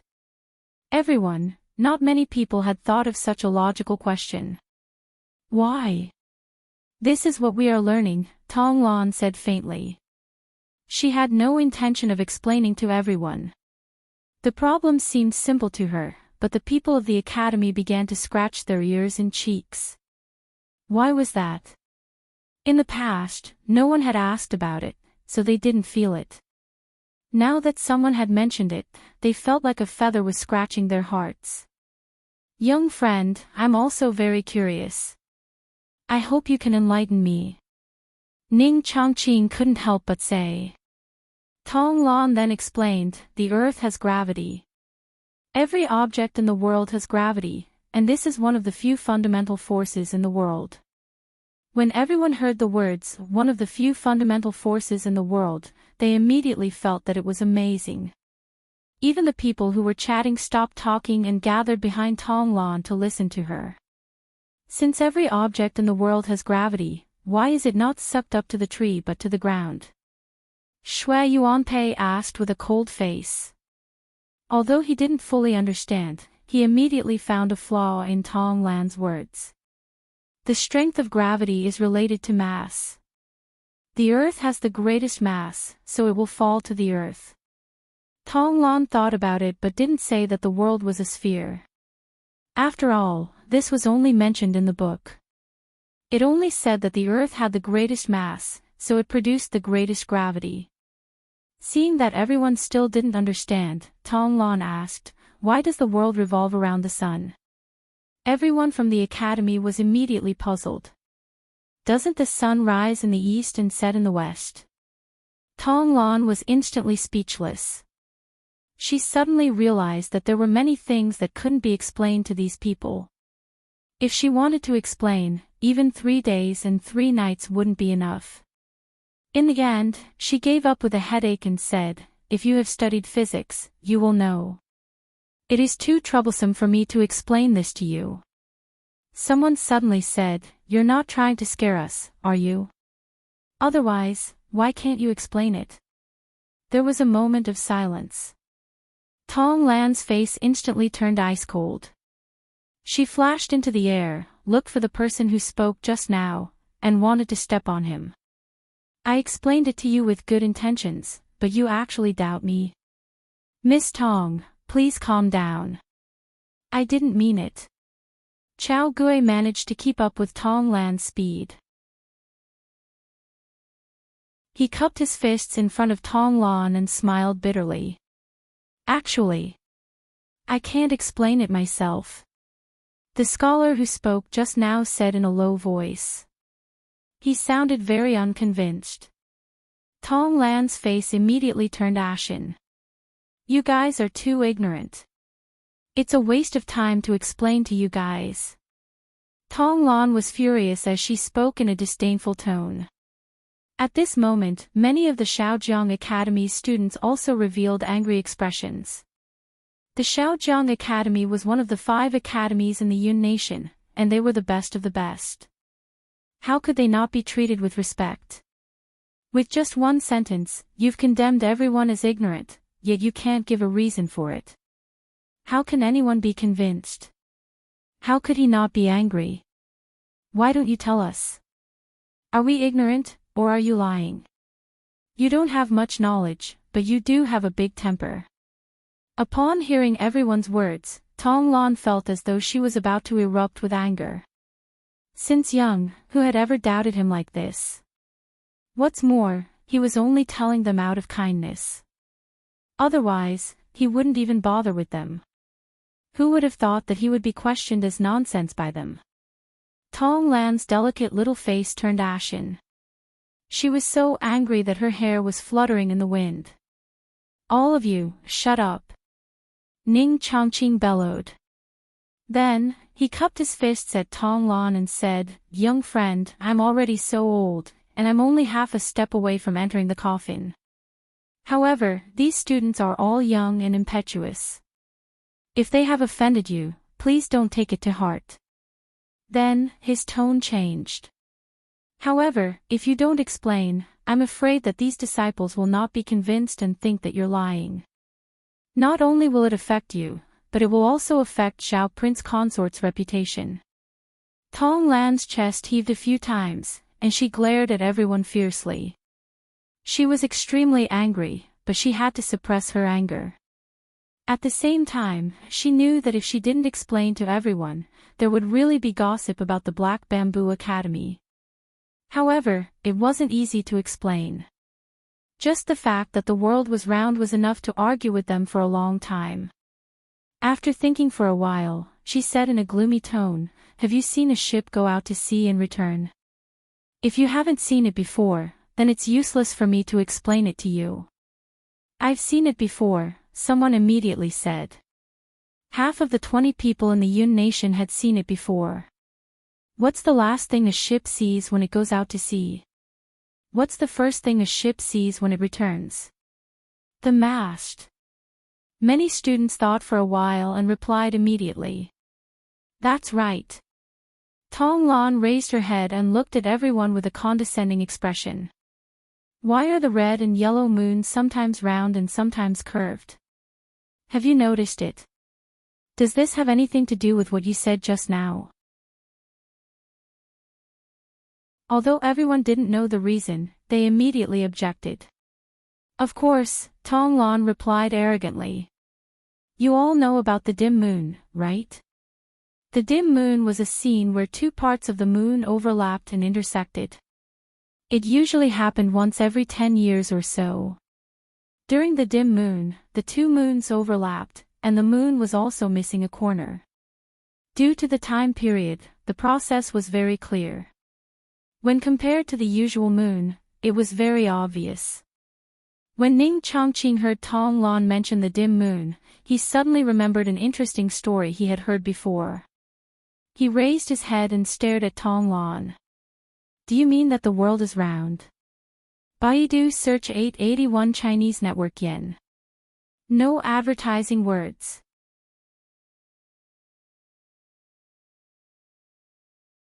Chapter 1042.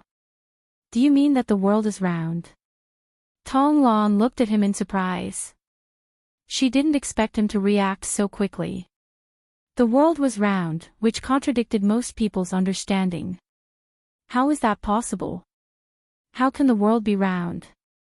Many people subconsciously refuted. Even though the person in front of them was their dean, saying that the world was round was too sensational. That's right, the world is a ball. Tong Lan shrugged her shoulders. Then, she looked at the other students contemptuously and said, He is much smarter than all of you. His words made everyone choke to death. They wanted to scold him, but he was the dean of the academy. However, they couldn't agree with the conclusion that the world was round. Not to mention that it was a ball. If it's a ball, why didn't we fall when we were standing on it? Someone questioned immediately. This ball has gravity. As mentioned just now, gravity is everywhere as one of the fundamental forces of this world. However, the greater the mass of an object, the greater the gravity. One of the fundamental forces of the world. What do you mean? Gravity, electromagnetic force, weak interaction force, strong interaction force. Of course, you won't understand even if I explain. Tong Lan snorted softly. She hated doing useless things. She didn't like the people of the Yun nation either. However, she also didn't like being questioned. Everyone thought that it would be thunder and lightning or time, but they couldn't understand the words that Tong Lan said at all. They only knew about gravity after Tong Lan explained it to them just now. Dean, why did you say that the world is round? Ma Hualong asked Ning Chongqing respectfully. He really respected Ning Chongqing. He was rejected by the Wangjing Academy back then and was filled with grief and indignation. If Ning Chongqing hadn't accepted him into the Shaojiang Academy, he didn't know what would have happened to him. He only knew that he was indebted to the dean. Ning Chongqing stroked his beard and said, someone had such a guess, or rather, many people had such a guess. He had always been non-committal about this guess and treated it as a joke. When he heard Tong Lan mention the mast and the dim moon, he immediately thought of it. There are still smart people, but unfortunately, they aren't you. Tong Lan really didn't have a good expression on her face. She was as cold as ice and her words were always sarcastic, which made everyone extremely angry. When a ship goes out to sea, the last thing to disappear is the mast. When a ship returns, the first thing to appear is the mast. This proves one thing. The surface of the sea looks flat, but it is actually curved. It was the same for the red and yellow moons. When the dim moon appeared, the red moon blocked a part of the yellow moon. But what was the difference between the yellow moon and the one he usually saw? Not at all. This is because after the sun sets, it will be on the other side of this world. The world will block a portion of the sunlight, so there will be a crescent moon. That's impossible. The dim moon is because the yellow moon's radiance was blocked by the red moon. Someone immediately refuted. Tong Lan seemed to be amused by these words. The ice and snow melted away, leaving a wide smile on her face. Yellow moon radiance. You probably don't even know what the moon is, do you? And how do you explain the curve of the sea? Although the crowd found it hard to answer, someone immediately shouted, in the end, it's all just a guess. You don't have any concrete evidence, so you just treat it as a theory. No matter what, I don't believe that the world is round. Tong Lan frowned slightly. This bunch of stubborn fellows. How can the students of the Shaojiang Academy be so unreasonable? You don't have enough evidence. Just the curve of the sea can't explain everything. Chao Gui couldn't help but take a step forward. No matter what, he couldn't accept the other party belittling the academy.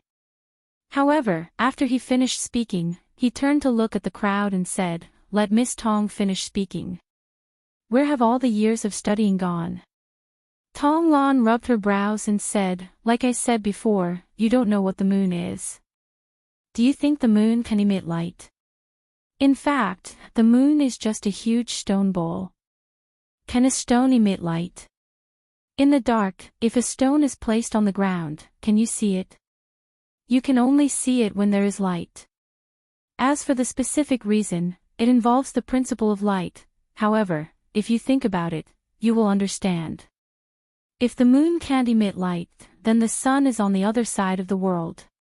Part of the light is blocked by the world, while the other part shines on the red and yellow moons. That's why you see the crescent moon. It's precisely because the world is round that you can see the crescent moon. Even so, maybe the world is like a plate and can't be considered round. Therefore, there is also the curve of the sea and the curve of the Earth's surface. Adding these 2 points can prove some things. Tong Lan explained frantically. Meanwhile, Shi Yu and the rest of the people from the Jitai Academy had also arrived. What are you guys discussing? Shi Yu asked curiously. Telling them that the world is a ball. Tong Lan looked depressed. If she had known earlier, she wouldn't have said so much. In the end, so many things were involved. The world is round.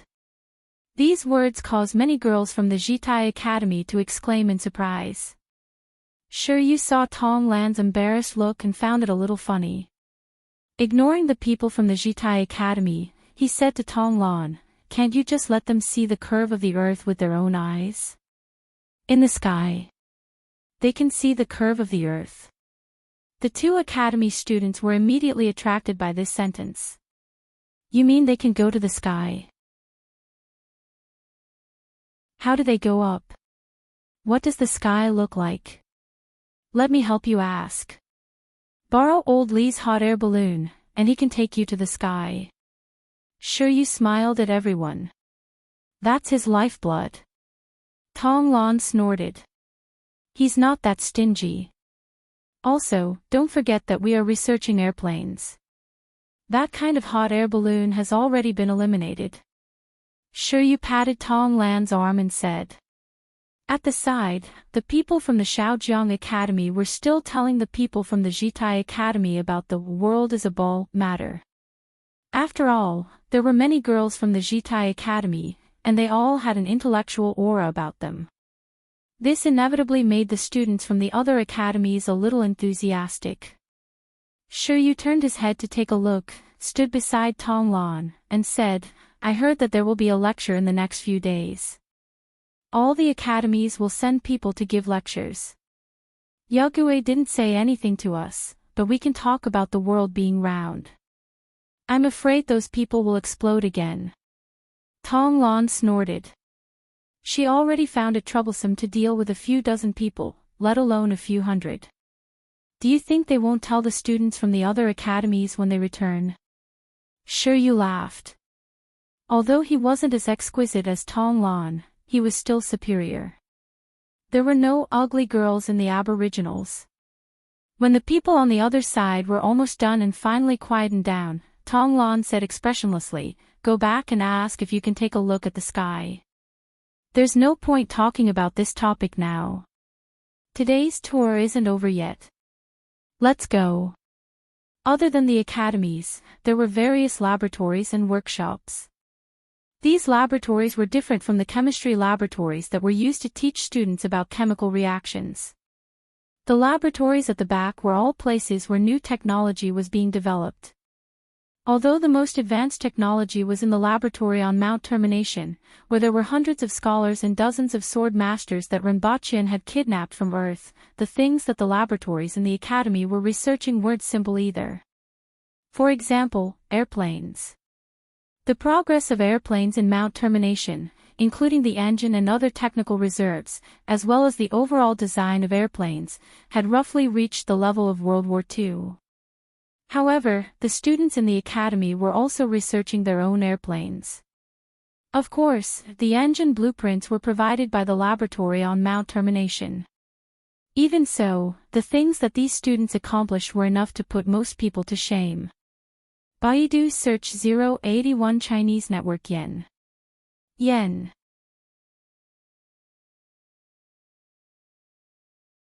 Chapter 1043. The current Black Bamboo Academy was no longer as shabby as it used to be. Over the past 7 or 8 years, it had expanded almost every year, and its area had expanded by more than 10 times. The artificial lake in the backyard had long become the front yard. The Black Bamboo Forest, which gave the academy its name, had now become a part of the academy's scenery. After passing the artificial lake, there was a piece of flat land, followed by many classrooms, and then the Black Bamboo Forest. After passing through the artificial lake, there were workshops for blacksmiths, carpenters, pottery, and a small glass workshop. Although there were only 4 workshops, the area was very large, much larger than the previous classrooms and the artificial lake. The students of other academies had never built workshops in the academy. After all, these industries had nothing to do with the academy. However, this was the specialty of the Black Bamboo Academy. The students were responsible for designing, thinking, and even assembling, while the craftsmen were responsible for turning some of their ideas into reality. Nowadays, there weren't many students here, but the workshops weren't idle either. Clanging sounds were non-stop, sparks were flying in the blacksmith workshop, and sawdust was flying in the carpenter workshop. We have an idea for these workshops. After designing the blueprints and measurements, we will hand them over to them to make the actual products. Sometimes, they can't understand, so we have to help them make the products on the spot. Tong Lan pointed at the workshops on both sides as she walked quickly. Although she didn't want to pay attention to the students, they didn't let her off and kept asking questions along the way. Ning Chongqing, in particular, was extremely interested in the courses in the academy even though he didn't comment on it. He discovered a problem. The things in the Black Bamboo Academy were completely different from the other academies. The students of the other academies only had to study, but the students of the Black Bamboo Academy had to do many other things besides studying. You will know in a while. Tong Lan was too lazy to explain further. She brought everyone to the experimental area. Everyone looked up and saw a row of brick buildings that were similar to the classrooms in front of them. On both sides, there were several huge storehouses. They didn't look special from the outside. This is the laboratory, Tong Lan said as they walked. Everyone immediately knew that this was the main point.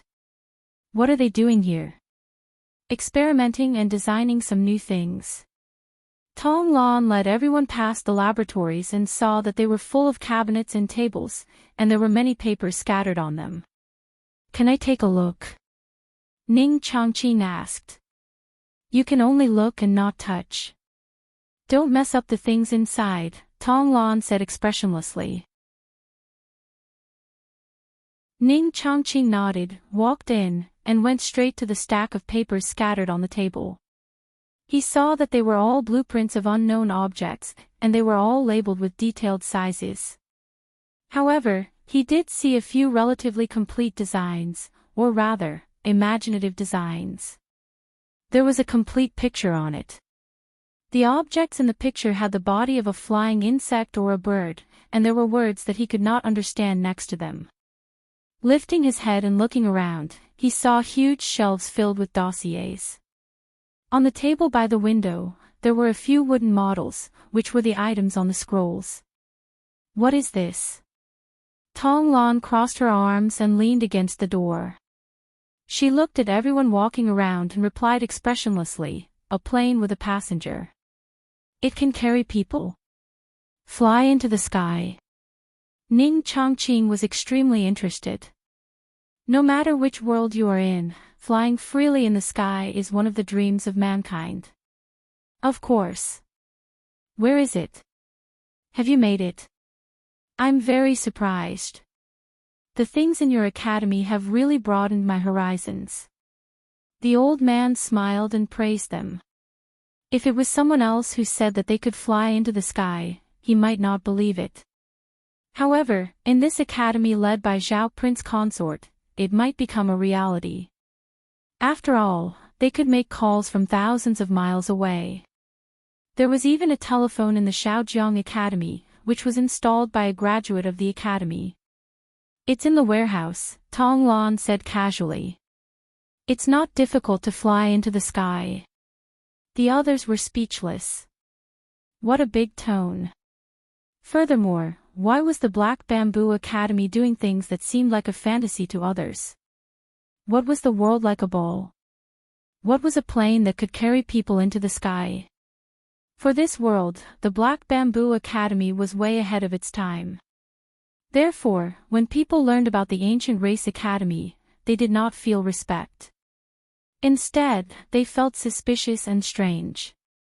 One step ahead was a great man with great foresight, while 2 steps ahead was a lunatic who raved. The Black Bamboo Academy, which was at the forefront of this world, was obviously that lunatic. When they passed by the third classroom, Tong Lan saw a box with a wire attached to it. She rolled her eyes, and her face finally showed some expression. The corners of her mouth curled up as if she had thought of something fun. "Do you want me to take a photo for you?" Photo. Everyone was puzzled. Tong Lan took out a stack of hard and smooth paper from a table and showed it to everyone. "This is it." Everyone saw that there were pictures on the paper. There were trees, houses, purple bamboo forests, and a small lake. Almost all the scenes that they had seen in the academy appeared on the paper. Moreover, unlike paintings, the images on the paper seemed to contain scenes from reality. Other than the color being black and white, it was almost the same as reality. "What is this?" Everyone was surprised. Photo paper, or rather, photo paper, can record everything in reality. It won't change even after 10 or 100 years. Tong Lan tried her best to look serious, but her expression was slightly strange.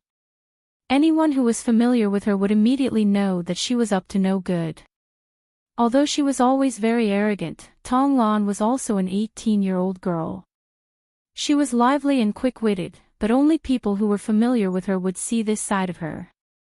"What are these?" "Thank you." Ning Chongqing stroked his beard and smiled. He really wanted to see what he would look like in the so-called photo. "Okay, stand properly. I'll get ready." Tong Lan took out the box. She pointed the camera at everyone and connected it to the wires.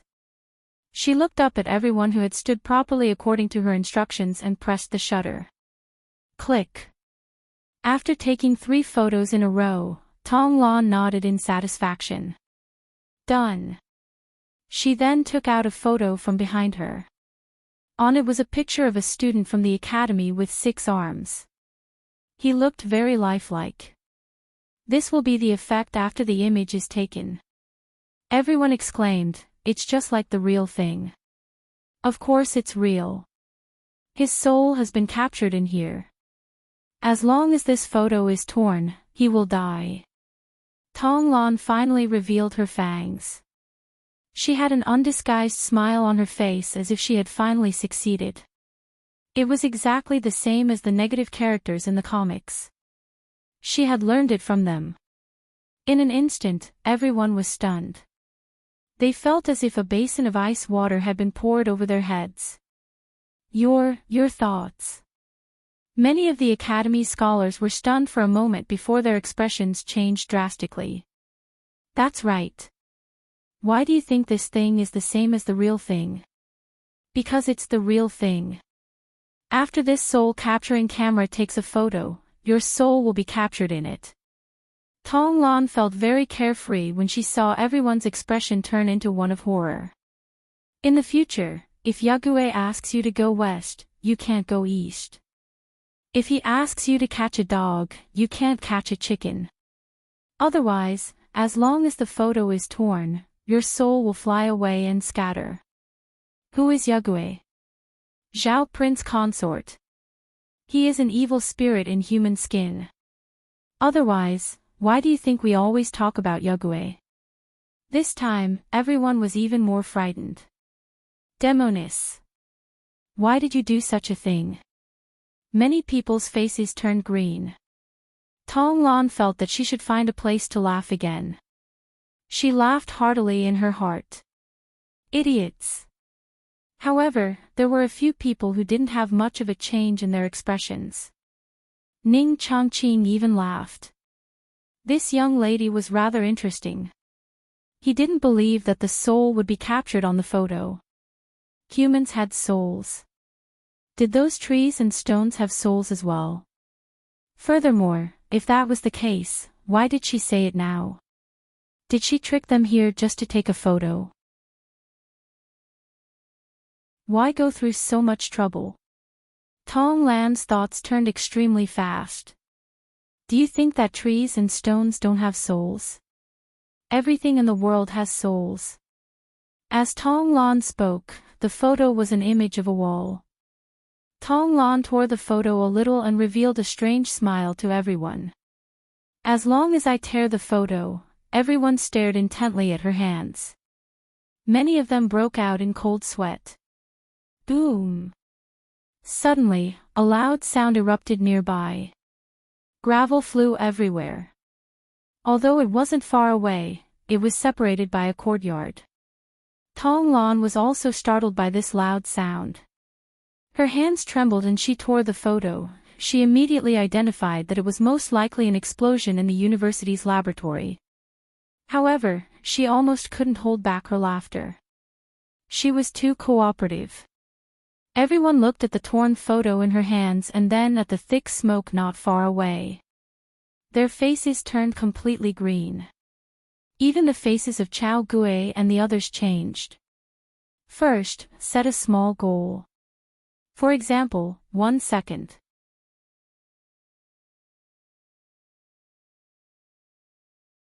Chapter 1044. Ning Chongqing looked at Tong Lan's carefree smile and couldn't help but laugh. Little friend, don't scare them. If there really was such a treasure, how could it be here? How could these photos be placed so casually? As long as the students were given some time, they would be able to understand. However, the shock of seeing such a realistic photo, coupled with the series of things they had seen before, made everyone subconsciously believe the other party's words. Although everyone was doubtful that this world was a ball, they were still very surprised by the things they saw. There were also those completely different words in the library. This made the Black Bamboo Academy somewhat unfathomable in the eyes of others. While Tong Lan was tearing the paper, some idiot happened to detonate the laboratory and gave everyone a huge shock. It could only be said that it was too coincidental. Tong Lan didn't want to go overboard. She was just venting her anger at being questioned by everyone.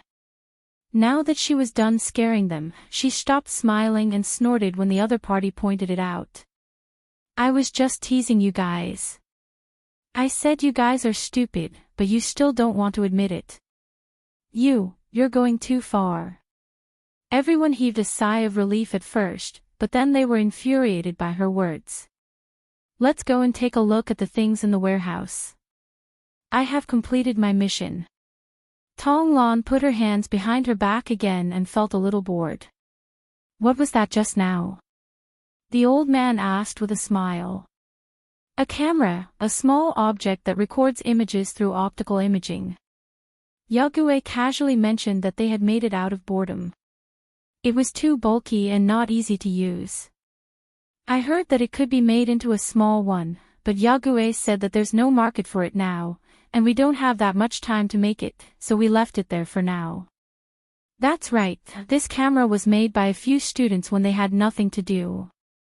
After all, there were theories about optical imaging in physics books. Some students had taken the time to study it and had come up with a few. As for the market, although there was one, it was not big. The most important thing was that they didn't have enough manpower right now. Now, the students didn't even have time to rest just by studying and researching. Moreover, the camera involved many aspects. Just the reduction of the volume and the color film alone would take the students a long time. How could they waste their manpower on such a product? At present, Renbachian's main focus was still on technological products that could bring about great changes in society. The most important thing now was not the camera, nor was it the airplane. In fact, it was another technology that was closely related to the camera. Sound movies. Through the combination of a sound film and a phonograph, Renbachian could do something big. Universal education. That's right, Renbachian's idea was to use video screens and phonographs to popularize education. As long as the instructional movie was recorded in advance, a group of people would be sent to play it in each city every night. Although it couldn't nurture any talents, it could allow some adults to learn how to read. Being literate meant being able to read newspapers and magazines, and there were other possibilities.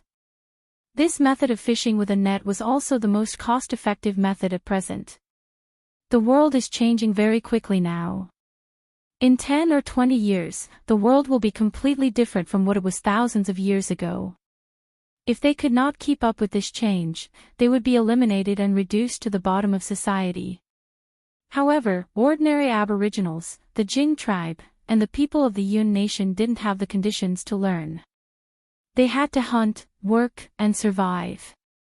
We also don't have the spare energy to let ordinary people put down their livelihood to learn things that can't fill their stomachs and can only focus on the future. However, the imperial court should still give them a chance. As for whether they could grasp it or not, it was up to them. I think there will always be some people who can grasp it, and we have changed the fate of some people. Rinpoche once said this to the Empress. Rinpoche had already asked the laboratory at Mount Zhongsha to carry out this matter.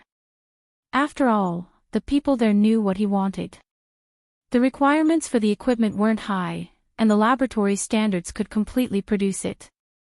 As for reducing the size of the video cameras and cameras, this wasn't something that needed to be done at the moment. Therefore, the research on cameras by some students at the academy had been put aside by Rinpoche. Currently, the academy was conducting research on the theory and some technical reserves of airplanes. The reason why airships weren't developed was that there were too many ferocious beasts in the sky. It would be better if they were airplanes since they were flexible and mobile. If a clumsy airship that was full of goods and people appeared in the sky, it would probably be destroyed by the ferocious beasts in less than half a day. This is an internal combustion engine from the first to the fourth generation. There are also different models, such as tractors and trucks. This is a steam engine that ranges from trains to mines. These are some things on airplanes that you don't need to know. Tong Lan opened the warehouses one by one and showed everyone around. From time to time, she had to stop and wait for those people. Although they weren't happy with Tong Lan's attitude, everyone was still very interested in the things in the warehouses. Did you guys make those things? Someone asked curiously.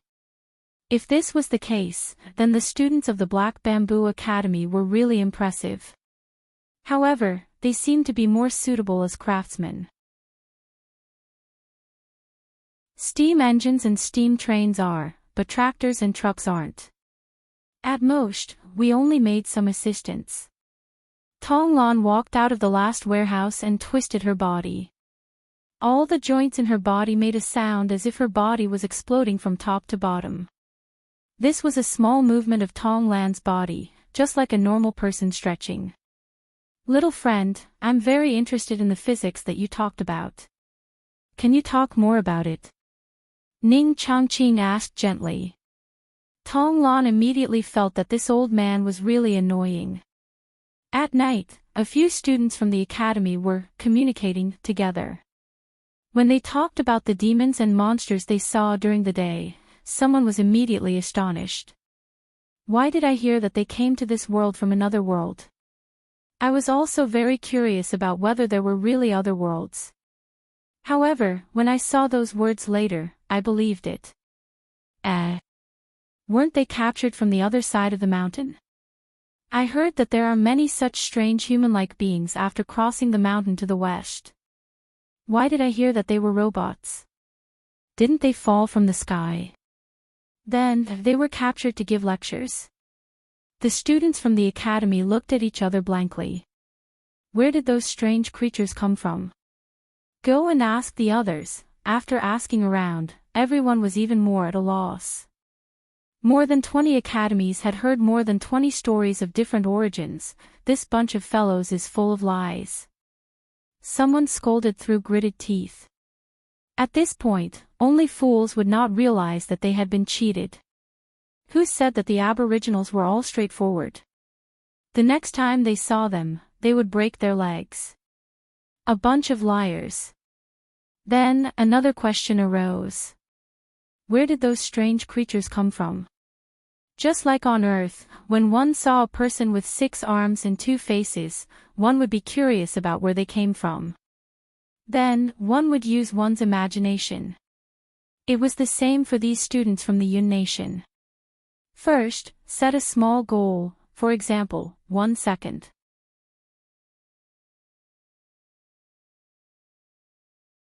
Chapter 1045.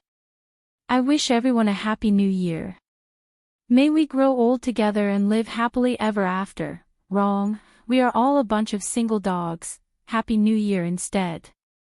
Academic progress. Abundant financial resources. Good health. Everything goes according to plan. The pretty boy of the Empress's family, Happy New Year currently typing, please wait a moment.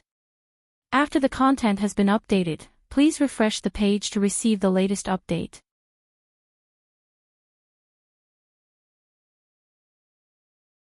Chapter 1046. In the valley, there was a waterfall flowing down. Not far away, there were 3 thatched cottages, and one of them was occupied by a man and a woman. The man had thick eyebrows and big eyes. Although he was wearing coarse clothes, he was full of heroic spirit. The woman had a graceful figure and a beautiful appearance. Her hands were sewing and patching. From time to time, she would raise her head to look at the man who was doing carpentry work not far away. Her eyes were filled with gentleness. A loud and clear eagle cry rang out from the sky, causing the 2 people below to stop what they were doing. Row air, get ready.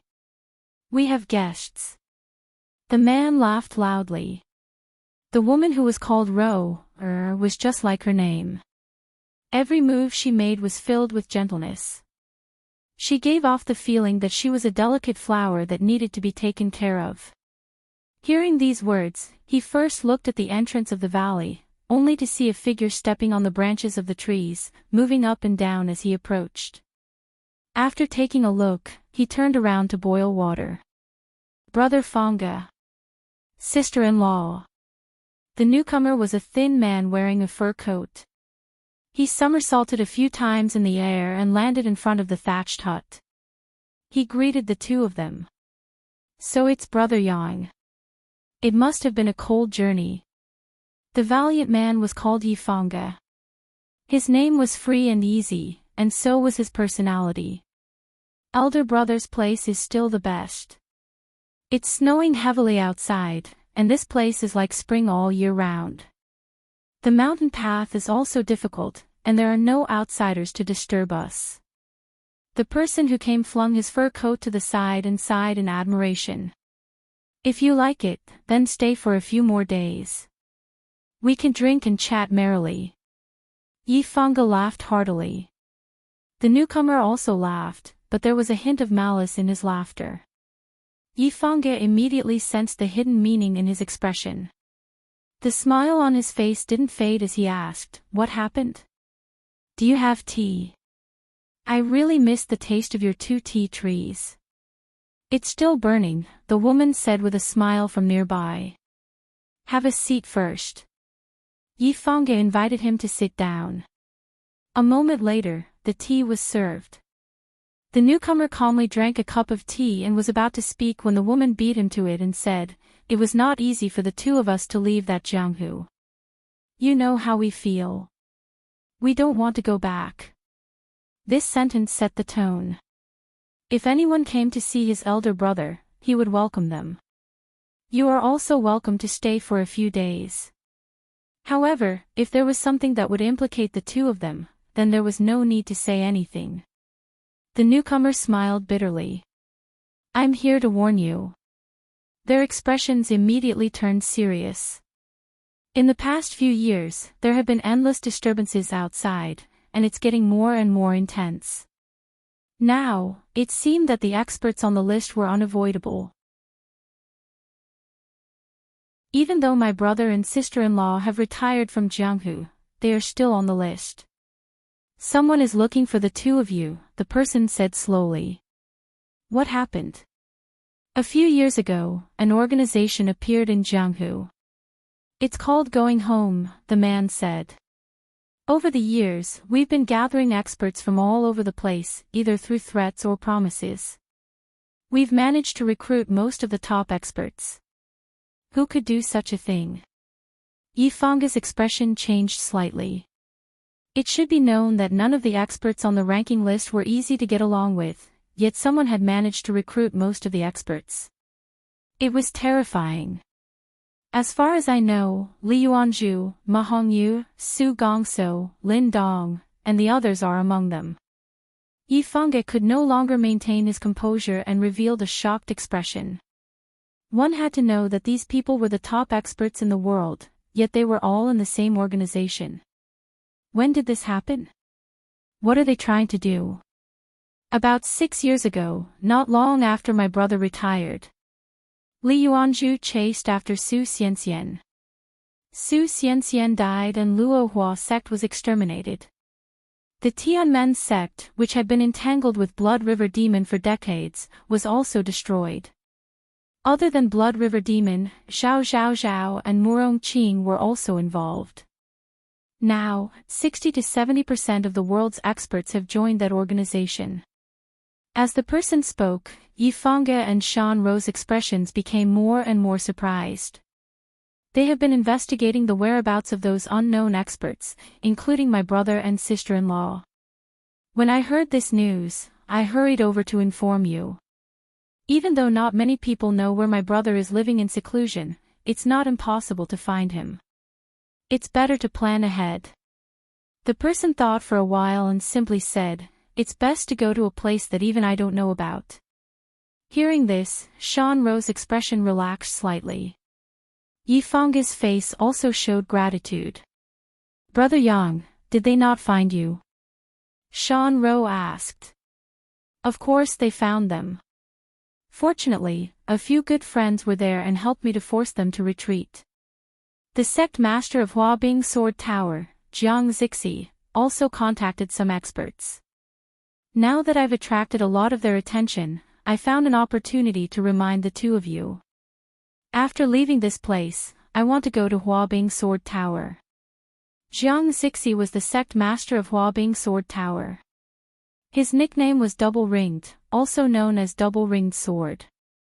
He was an expert second only to Li Yuanzhu and Qi Zixiao. Therefore, with a single call, he gathered a large group of experts at Huabing Sword Tower. What do they want to do? There is a rumor in Jianghu that the human race was not originally here, but was stranded here after a war with the foreign tribes. Their goal, like their name, is to return home. Yifanga and Shan Ro immediately understood. Regardless of whether this was true or not, even if it was true, not everyone would be willing to be involved in this matter. They vainly tried to recruit the world's experts and were either friends or enemies. Using threats and promises, they naturally incurred public anger. How many of the world's famous experts were willing to follow the lead of others? As a result, the experts who were unwilling to join the group responded to Jiang Zixi's call, forming another major force. Shan Ro thought for a moment. She knew that this person did not simply tell the two of them to hide. He probably came with the intention of persuading the two of them to leave the mountain. However, she had made her stance clear from the beginning. As long as she did not relent, the other party would not mention this matter again. Thinking of this, Shan Ro smiled at the person who came. "Thank you, Brother Yang, for informing us of this matter. The two of us will have to discuss this. If it doesn't work out, we will find an island outside the East Sea to live in seclusion. It's no different from this place." "That's also good." The person who came let out a long sigh. Although Jiang Zixi's strength was far from that of return home, he wanted to persuade every expert as much as possible. However, Yifanga and his wife had done him a great favor. He could not open his mouth. Before he came, he had thought it through. If the other party did not want to return to Jianghu, then he wished that they could live in seclusion and not be found by others. At this moment, 3 eagle cries came from the sky. Yifanga and Shan Ro's expressions changed. Looking up, they saw a figure stepping on the tip of a tree and arriving before them. The person who came was wearing a purple Taoist robe. She had a black crown on her head and 5 cloud-light shoes on her feet. Her eyebrows were like crescent moons and her skin was fair. She had an otherworldly aura and looked like a fairy that had descended from the heavens. Jinshan King Yi Fanga, Water Envoy Shan Ro and Lord Jinru Yanggan. This poor Taoist Li Yuanzhu greets you. The 3 people's expressions changed drastically. How did you know about this place? Thank you, Lord Jinru, for leading the way. Li Yuanzhu chuckled. Yanggan's expression turned ashen. Jingyang Street, Imperial Bakery. A figure jumped out of the bakery. Bystanders could only see a faint shadow before the figure disappeared. A young girl slowly walked out of the bakery with an inexplicable smile on her face. Fiddling with a remote control in her hand, she pressed a button. Boom! The bag in the hands of the fleeing figure in the distance suddenly exploded. Lin Chaola's eyes were squinting from her smile, but she was alarmed at the moment of the explosion. She let go of the bag and grabbed the air with both hands. Then, she stood there in a daze, looking at the many fragmented milk candies and the holes in her clothes with an aggrieved look on her face. She rolled her eyes a few times, turned around, and ran to the vicinity of the Tong residence to lie in ambush. When Tong Lan heard the explosion in the distance, she revealed a satisfied smile. Who asked you to snatch my candy? 3 times a month. Do you really think I'm made of clay? Although I can't beat you, technology is power. Miss Tong. Tong Lan looked in the direction of the voice and saw a scholar jumping and waving at her. He was from the Shaojiang Academy. Tong Lan returned to the bakery and bought a few more bags of candy. When she went out, she bumped into the scholar who was coming in. She ignored him and disappeared into the crowd. However, the moment she returned to the Tong residence, she felt a gust of wind blow by her side. The bag of candy that was tied to her waist suddenly disappeared. Oh! Lin Chaola. I'm not done with you. Tong Lan went crazy instantly. Next time, I must bring a bag of candy stuffed with sh*t with me. Who asked you to snatch my candy? Who asked you to snatch my candy? Who asked you to snatch my candy? Set a small goal first, such as 1 second. Remember, bookseller's residence.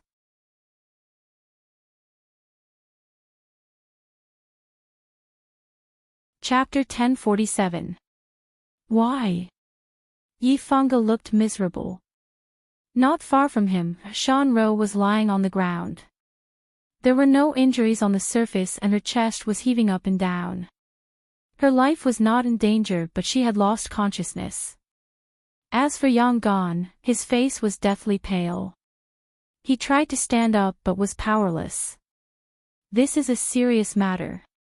If anything goes wrong, the entire human race will perish without a burial ground. If we don't do something like this, there will be too many people watching from the sidelines. Our power is too weak. This is the only way. Everyone is like this. If you are not a friend or an enemy, there is no other way. It is unreasonable. If you become an enemy, you must die. All 4 of you must die. Li Yuanzhu spoke in a flat tone. There was no sadness or other emotions in her eyes. It was as if the 3 people in front of her were like grass that could not cause any ripples in her heart. Yi Fanga's face changed. He turned his head to look at Shan Ro. If he had heard such news in the past, he would have been overjoyed. But now, his heart was filled with endless sorrow. Turning his head to look at Li Yuanzhu, Yi Fanga said in an extremely complicated tone, "It is hard to imagine that you are Li Yuanzhu. This is the road ahead of us. No one can escape." Li Yuanzhu looked at him without avoiding his gaze. I may feel guilty towards you, but I have a clear conscience towards the greater good. It is your greater good. Yang Gan said angrily. You do not understand. Li Yuanzhu shook her head slightly. In the future, you will know that when the nest is overturned, no eggs will remain intact. Now, give me an answer. Li Yuanzhu said no more. She lowered her eyelids and waited for the other party's reply. The wooden sword in her hand had disappeared. Her hands were hanging by her side. Her fingers were like bamboo shoots and her wrists were like white lotus roots. There was no trace of blood but a pair of murderous hands. Yi Fengge said helplessly, I promise you that I can work for you. Shan Ro, let her go. There is not much to do and it is not difficult. It is for us and for yourself. As for Shan Ro, you cannot let her go. If you join us, you will be one of us. There is still a long way to go before the war. Both of you can watch your children grow up. When the time comes, you will know what to do even without my reminder. Li Yuanzhu said plainly. Yi Fengge gritted his teeth and laughed bitterly. What else can I do? The two of us will join you. That's great. I don't like to kill people. Li Yuanzhu nodded and looked at Yang Gan. What about you? You have wreaked havoc in the world, you will definitely suffer the wrath of the heavens, Yang Gan cursed. The heavens don't care about worldly affairs. Otherwise, how could the human race have fallen to such a state? All 318 people in your Ju-Yi manor are in your hands, Li Yuanzhu said faintly. Despicable. Yang Gan cursed angrily. He really couldn't believe that the dignified second in the world, who used to claim that she would never kill anyone, would actually threaten him with the entire morgue. Li Yuanzhu's eyelids continued to droop as if she was looking at weeds on the ground, but her aura was firmly locked onto him. Look at this grass. It withers in the winter and revives in the spring. No matter what is above it, be it soil or rocks, it has to push its way out. It's the same for us. It's not just my life, so there's nothing we can do even if we use despicable means. Yang Gan turned his head to look at Yi Fengge. Take care, elder brother. As soon as he finished speaking, before Yi Fengge could stop him, Yang Gan committed suicide. Why didn't you stop him? Yi Fengge glared angrily. Since he wanted to die, why should I stop him? Li Yuanzhu replied in an emotionless tone. Half a day later, Li Yuanzhu left the valley and went outside. She didn't mention the 318 people in Ju-Yi Manor again, as Yang Gan had intended. Chao Gui sat in the bookstore, feeling a little curious. There was a floor-to-ceiling window next to him, and the sunlight shone directly in, making his body hurt. There were a few ice buckets in the bookstore, but they emitted traces of cool air, making him feel extremely comfortable. This was the first time he saw a bookstore that allowed people to sit down and read books slowly. In bookstores in the Yun Nation, if one didn't buy a book, they would chase them out. Not only were there tables and chairs, but there were also ice buckets and even free ice water. One bowl of it would make one's heart feel cold and extremely comfortable. Chao Gui flipped through the book in front of him. It was different from the one in Black Bamboo Academy as it was written in Great Xiao's language. This was the best-selling book here. After flipping through it for a while, Chao Gui began to feel a little uneasy. He crossed his legs as if he was hiding something, but the book in his hands was getting more and more difficult to put down. If he flipped the book over, he would see the title, Golden Vase Plum. A godly book. After reading for more than an hour, Chao Gui closed the book and sat there in a daze for a moment. Then, he paid for it and stuffed it into his pocket. After that, he went to some shops and saw some attractive items. For example, a flashlight could emit strong light when the switch was turned on. Furthermore, it could illuminate very far. It was compact and easy to carry, and it was much better than a lantern. However, this flashlight didn't sell well in Lawn City. He had seen the night in Lawn City. There were street lights everywhere, and there were very few dark places. Naturally, he didn't need this item.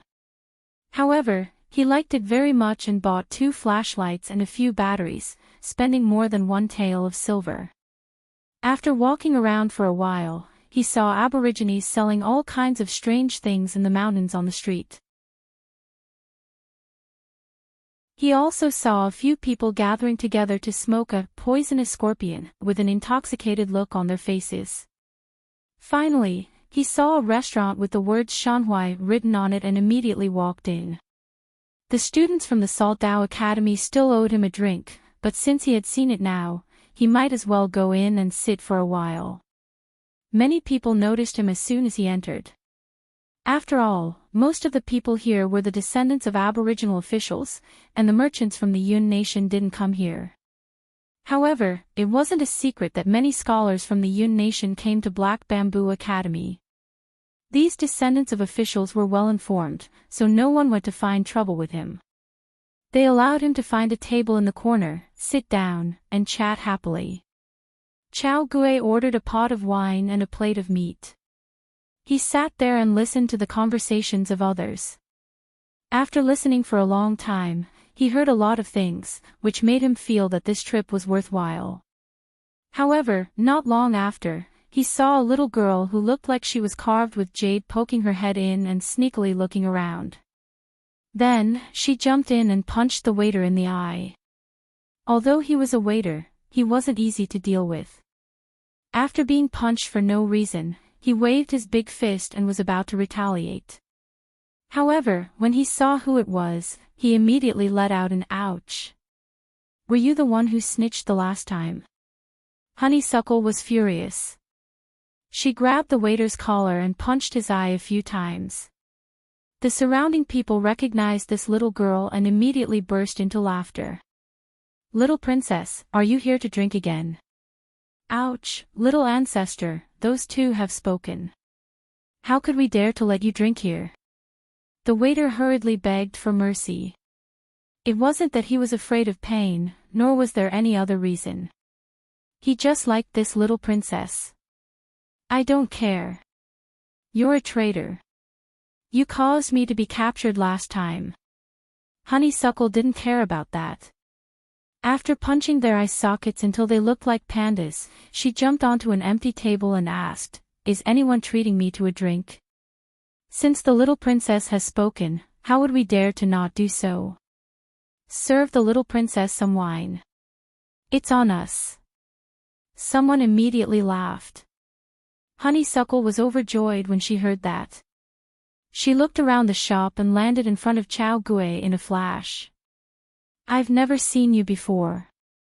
You look strange." Honeysuckle was puzzled. The person in front of him was completely different from the burly men he had seen in the past. Chao Gue heard what everyone said just now and roughly guessed the identity of the person in front of him. However, he was a little puzzled. It was said that the current princess was only 3 years old. Why did she look like she was 8 or 9 years old? Although he was puzzled, he smiled and said, "Although we've never met before, I know your identity." "How do you know?" Honeysuckle was even more puzzled. However, the others looked over coldly. This was the current princess. If this scholar from the Yun Nation didn't know what was good for him, then he would be thrown into the smelly ditch to accompany the maggots. "Do you want to make a bet?" Chao Gue ignored the others and smiled. Everyone's expression turned even colder. Was this guy trying to deceive the princess? "I won't do it. They all know who I am." Honeysuckle wasn't old, but she wasn't as gullible as others thought. She felt that someone must have told him who she was. Honeysuckle rolled her eyes and said, "Why don't we make a bet on who can drink first?" Chao Gue was stunned. Then, he smiled and said, "I'll do as you say." Even if he guessed wrong, this person was only 8 or 9 years old. If he guessed correctly, he was only 3 years old. Judging from everyone's reaction just now, it should be fine to drink with her. At the very least, he wouldn't be captured and beheaded. Everyone was stunned for a moment. Then, their gazes became strange. What if you lose? Honeysuckle suddenly asked. Chao Gui looked at her with a smile. He really didn't think that he would lose to her. Even a burly aboriginal might not be able to defeat him, let alone a little girl like her. What do you think? Chao Gui teased her. Call me Dad. Honeysuckle immediately stood on the stool and announced loudly. What? Call me Dad. Honeysuckle pointed at herself and couldn't hide the excitement on her face. Baidu search 881 Chinese website yen. No advertising words.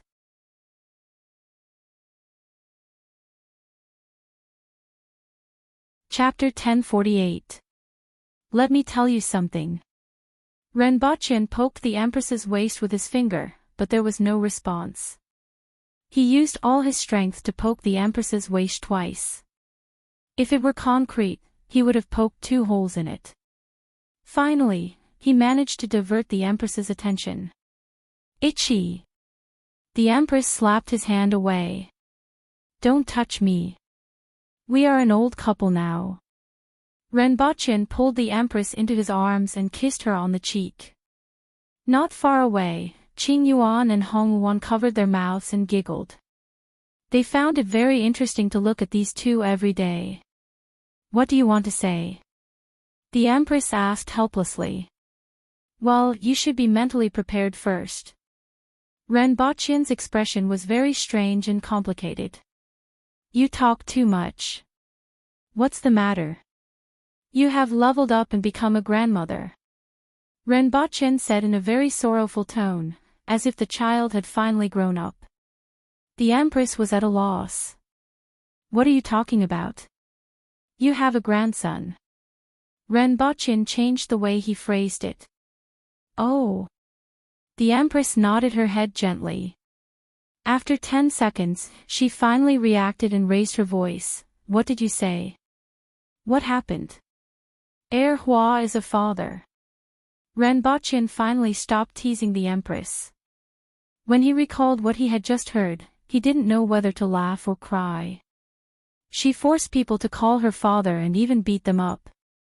In an instant, the Empress's expression became extremely wonderful. It was as if a flower had bloomed. Renbochin then recounted what happened in Shanhui House.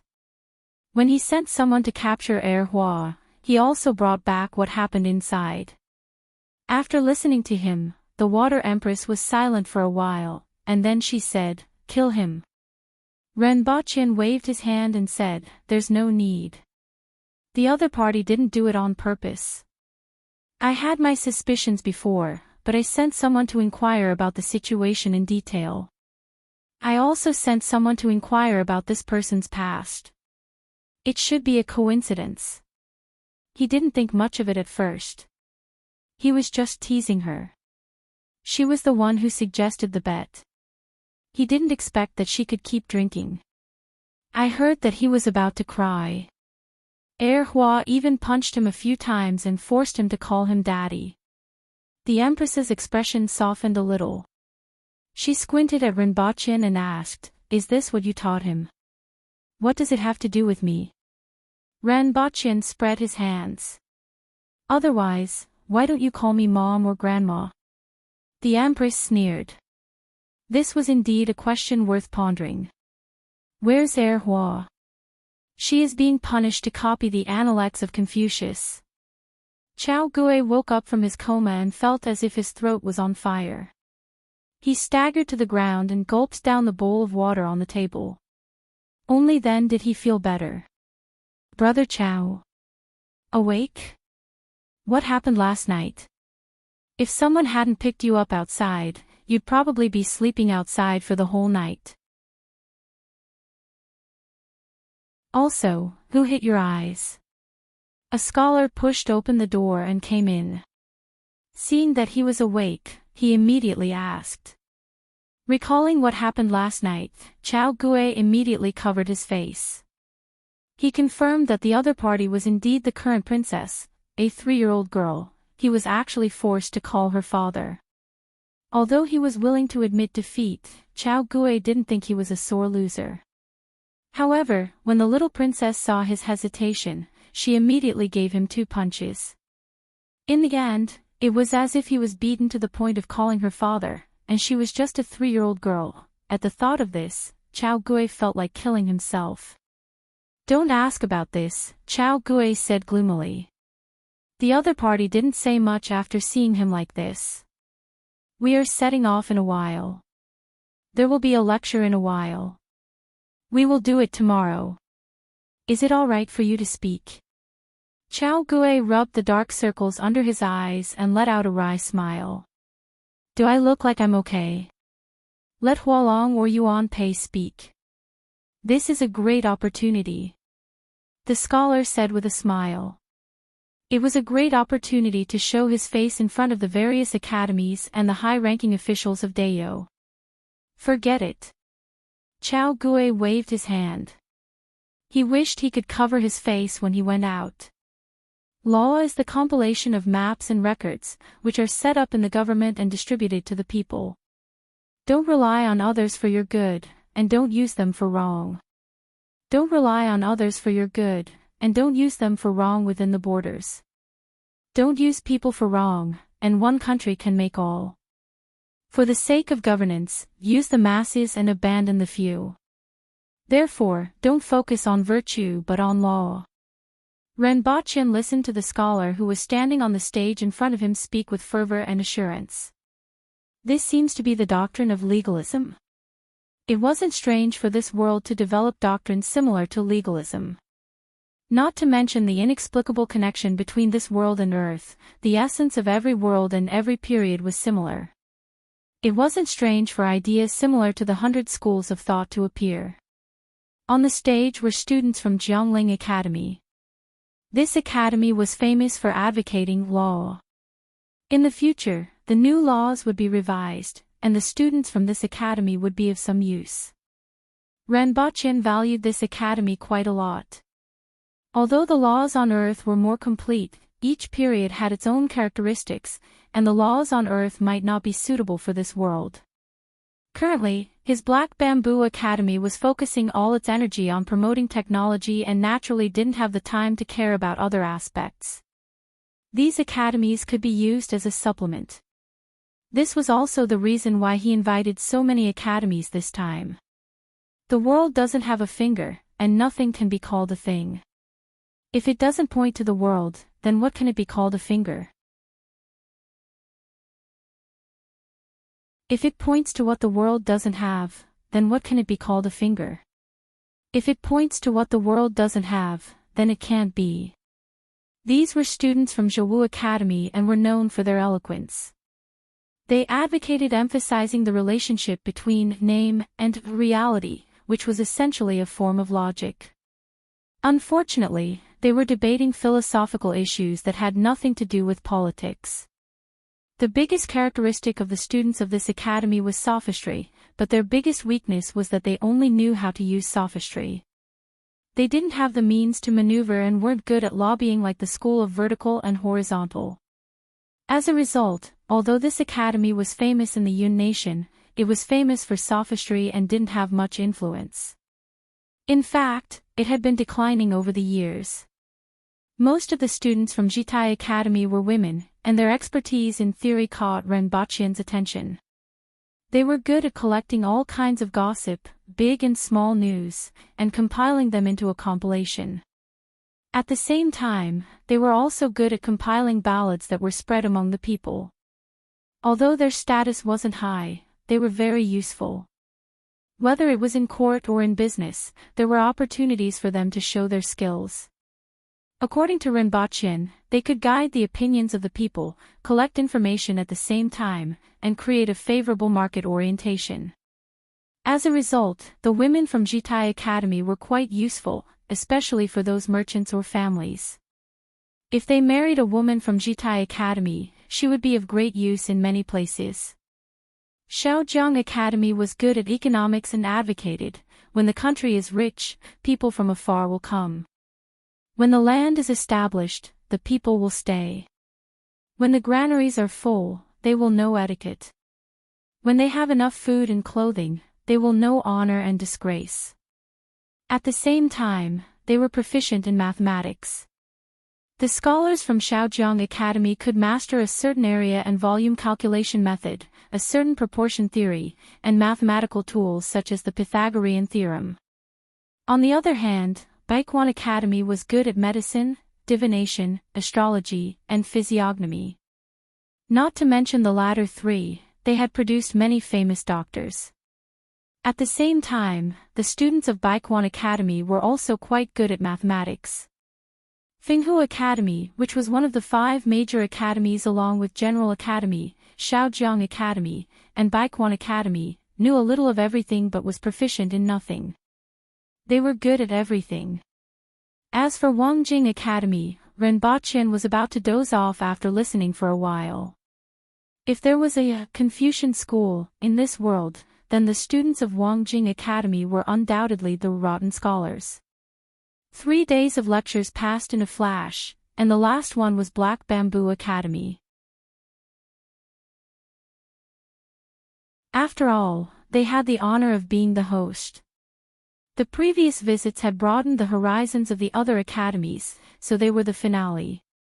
The one on stage was Shiryu, and the content of his lecture caused a huge uproar. The content of Shiryu's lecture was the theory of the flat earth.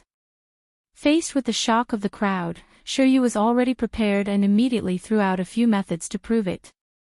The first was the arc of the sea.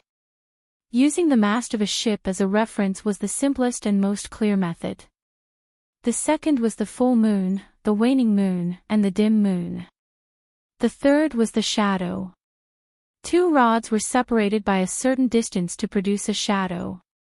If the world was flat, no matter how far apart the 2 rods were, the shadow would be the same. On the other hand, it proved that the ground was curved.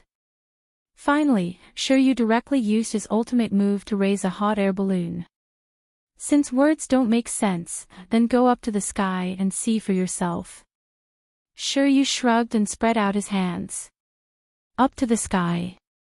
That's right, up to the sky. You will understand when you are in the sky. There was another uproar below.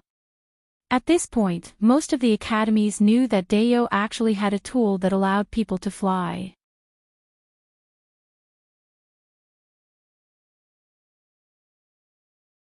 Chapter 1049. Hot air balloons weren't a big deal for the first few batches of students at Black Bamboo Academy, but the students in the last 2 years hadn't seen them much. There were too many ferocious beasts in the sky, unlike on Earth where there were mostly small birds, and golden eagles with wingspans of 2 meters were rare. Giant beasts with wingspans of more than 10 meters were often seen in the sky of this world. They were at the man-will level and could reach the earth-will level. Such a sky was extremely dangerous for most people. Only spirit-will experts had the ability to protect themselves in the sky. Therefore, Renbaqian wasn't prepared to promote hot air balloons in this world. After making hot air balloons for Li Fu, the other 2 hot air balloons in the academy were made by Li Fu. Even the last few batches of students hadn't seen them before, let alone the people of the Yun nation. It was already the morning of the next day, and everyone was eagerly watching the students of Black Bamboo Academy prepare the hot air balloons outside the city. The weather was beautiful. Although the sun was blazing, there wasn't much wind. After 2 hours, the hot air balloon was ready, the brazier below the hot air balloon was lit, and a few students were chosen to go up. The others looked around enviously. As time passed, the hot air balloon gradually expanded. It's up, it's up. Everyone stared at the hot air balloon as it gradually left the ground until the rope below it snapped straight. Senior, thank you for your trouble. Renbaqian greeted Li Fu. When is your daughter going to learn martial arts from me? Li Fu squatted down and looked at the hot air balloon and then at Renbaqian. I can't forget. How old is she? 3 years old. Renbaqian raised 3 fingers to emphasize.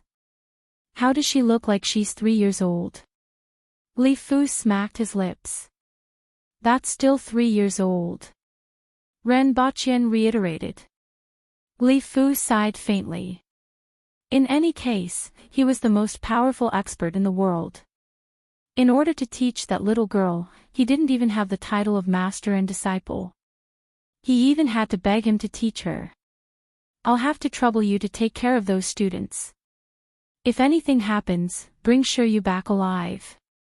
Ren Baqian reiterated his request. Pfft, your students are lives, but others aren't.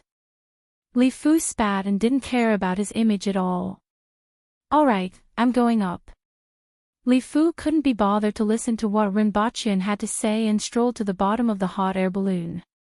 Before the others could see clearly, they saw that there was an extra person in the basket below the hot air balloon. Isn't this the gatekeeper of the Black Bamboo Academy?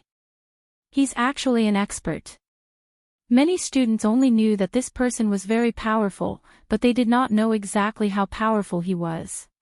On the contrary, those Earth Will experts were aghast. They couldn't even see the other party's movements clearly. How strong was he exactly? The people below loosened the rope, and the hot air balloon slowly rose into the sky. The few people standing on the hot air balloon could not hide their excitement. In fact, apart from Shiyu and Li Fu, only 4 students could fly into the sky. However, the hearts of the people below were surging with excitement, and their eyes were shining. It wasn't until the hot air balloon had become a small dot in everyone's eyes that many people's necks were sore and swollen that they retracted their gazes. Trucks, tractors, and trains were the 3 most powerful forms of transportation on land.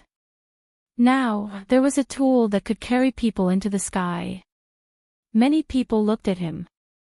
This Xiao Prince consort was truly a celestial being. At this rate, they did not know what Deo would look like in 10 or 20 years. After more than an hour, the hot air balloon slowly descended from the sky again. It actually rose and fell from the same place without deviating from its position at all. Many students who had never been to the sky didn't know what the problem was and thought that it was just like that. Only Ren Baqian and a few other students knew that this was because of Li Fu. This ingenious use of power was worthy of being called a top expert in the world. Brother Jihua, how do you feel? How does it feel to look from the sky? Can you see the celestial palace? As soon as everyone came down, they were immediately surrounded by people. One of them was Su Jihua from the Jiangling Academy. Wait! Wretch! Su Jihua's face turned pale, and he quickly raised his hand to stop the crowd from approaching. He couldn't hold it in any longer and vomited on the spot. As the second group of people rose into the sky in the hot air balloon, the few people who had finally recovered began to answer the questions of the others. Naturally, there was no celestial palace. Looking down from the sky was similar to looking down from the top of a mountain. Cold. They had always thought that the higher they went, the closer they were to the sun, and the hotter it would be. They didn't expect that the higher they went, the colder it would be. Most importantly, there was another problem. Su Jihua had a complicated look on his face as he said, "The earth is indeed curved." Su Jihua didn't say that the earth was round, but that it was curved. However, this was enough to explain some problems. The higher they went, the further away the horizon was. Although it could be seen from the mountains, it wasn't as visually impactful as the horizon getting further and further away as they went up in the hot air balloon. No matter how much they didn't want to admit it, they had to admit that the earth was indeed curved. The question was the earth a circle or a semicircle? No matter how much they struggled with this point, at least Shiyu and the others had achieved their goal.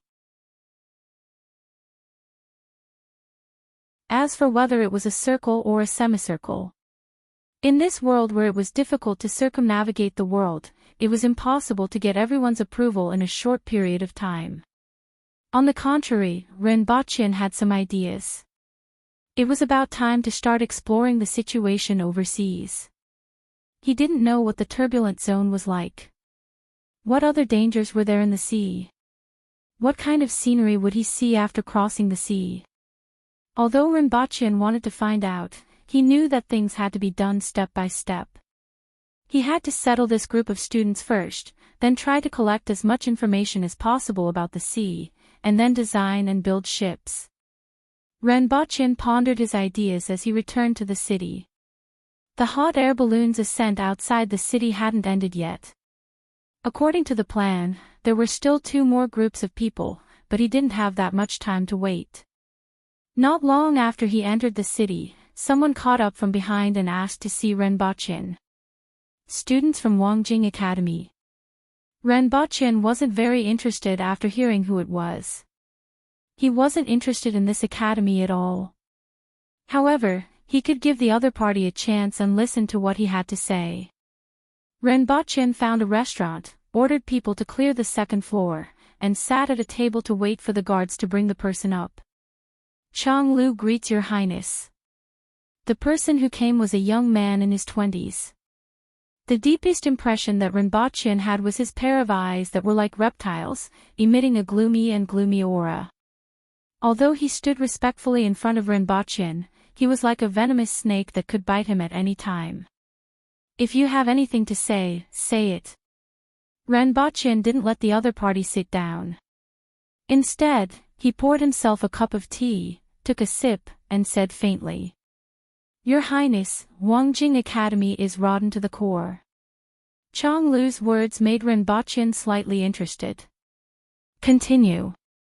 Seeing that he was interested, Chang Lu's confidence was boosted, and she felt that this trip was a success. As Chang Lu explained, Rinpoche gradually understood the other party's intentions. Although Chang Lu's first sentence made Rinpoche a little interested, the rest of the content was lackluster.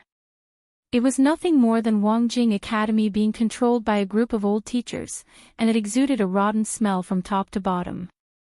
Although it was still the head of the 5 major academies in name, its reputation was declining day by day. Chang Lu's uncle was the mountain chief of Wangjing Academy, below the dean and above the ordinary teachers. This time, he didn't send these students to compete with the other academies, but to let Rinpoche understand the current situation of the academy. He wanted to use Rinpoche's leadership to implement reforms, sweep away those rotten old fellows, and correct the style of learning. Simply put, he wanted to use Rinpoche's hands to seize power. No need to say more. Rinpoche waved his hand and didn't even bother to listen to the other party's report. The other party was relying on the reputation of one of the 5 major academies and felt that he would care about this academy. Previously, he had already learned about the various academies, such as Shaojiang Academy and Jiangling Academy, which were indeed useful and worthy of the title of the 5 major academies. However, what they learned in Wangjing Academy was suitable for the Yun Nation's written examinations, but it was no longer suitable for this fast-developing era. 5 major academies. Forget it.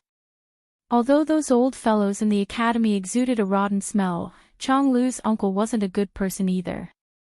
He actually wanted to use Rinpoche to seize power. And he even sent these 7 students. If it weren't for these 7 people, Rinpoche would at most ignore them and let them gradually fall behind this era before finally being buried in the dust. However, after looking at the examination papers of these students, Rinpoche had already made up his mind. This academy, which was hostile to the aboriginals, had no value at all. The reputation of the 5 major academies was worthless in front of him. It's time for Wangjing Academy to become history. There will be no such academy in the future.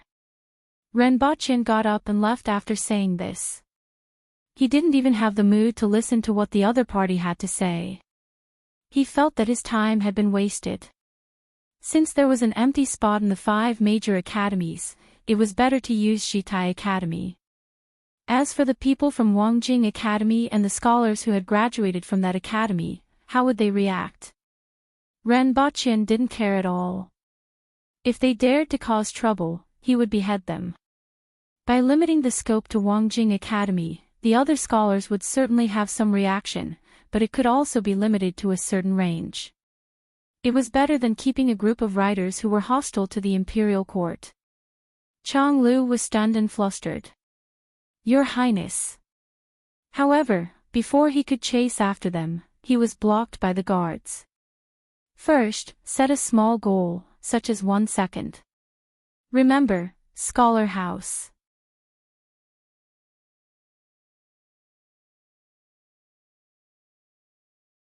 Chapter 1050. I'll update it tomorrow night.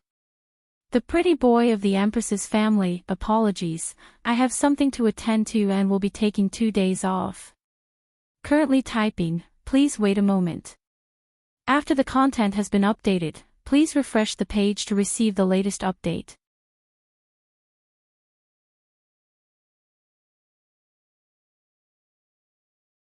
Chapter 1051.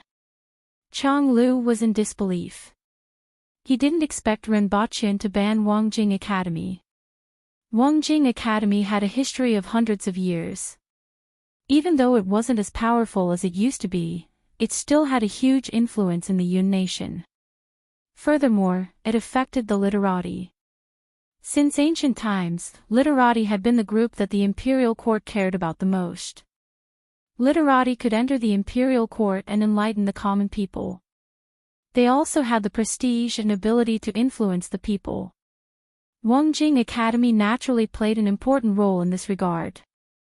Because of this and the huge influence and value of Wangjing Academy, Chang Lu had always believed that as long as he explained his intentions, he would definitely receive support.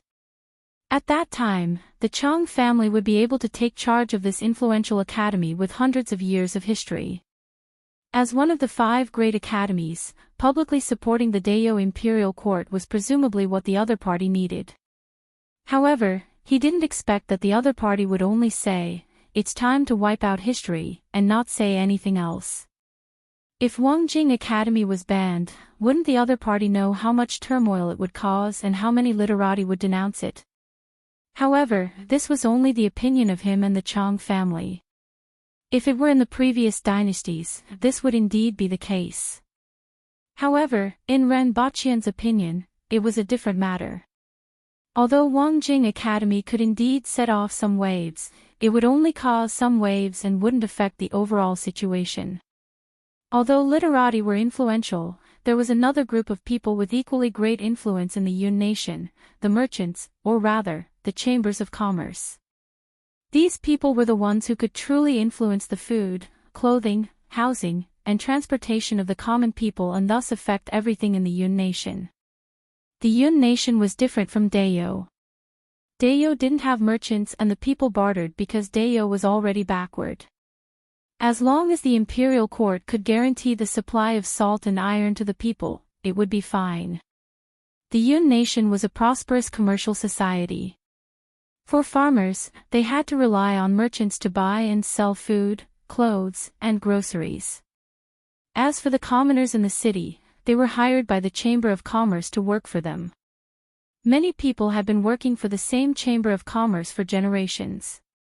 Everyone could live without contact with words, poems, and essays, but it was impossible not to come into contact with merchants, a group that extended their reach in all aspects. His influence on the merchants was naturally needless to say. Knives, policies, and transportation. It could be said that he could kill any merchant or chamber of commerce if he wanted them to.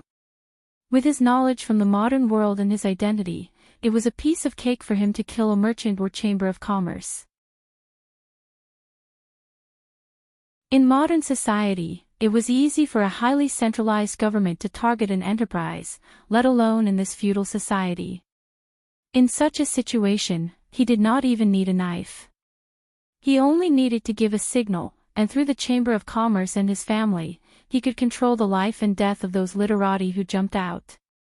For example, they couldn't even buy a grain of rice or a grain of salt. Of course, he wouldn't do that. He would be criticized by others. At the end of the day, Wangjing Academy was only one of the 5 great academies. So what if it was banned? Although there would be some disturbance, it wouldn't affect the overall situation. As for what the other party was thinking, they were thinking too much. The next morning, many academies found that one of the courtyards was empty. The people from Wangjing Academy were gone. Many people were shocked.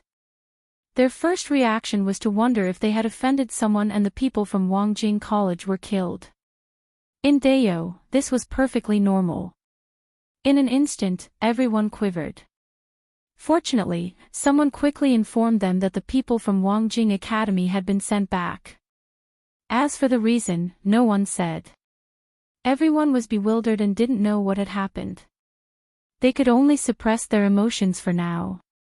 The first thing to do was to respond to Zhao Prince Consort's summons. Now that the test papers had been answered, the Black Bamboo Academy had been visited, and the lecture was over, it was time to get down to business.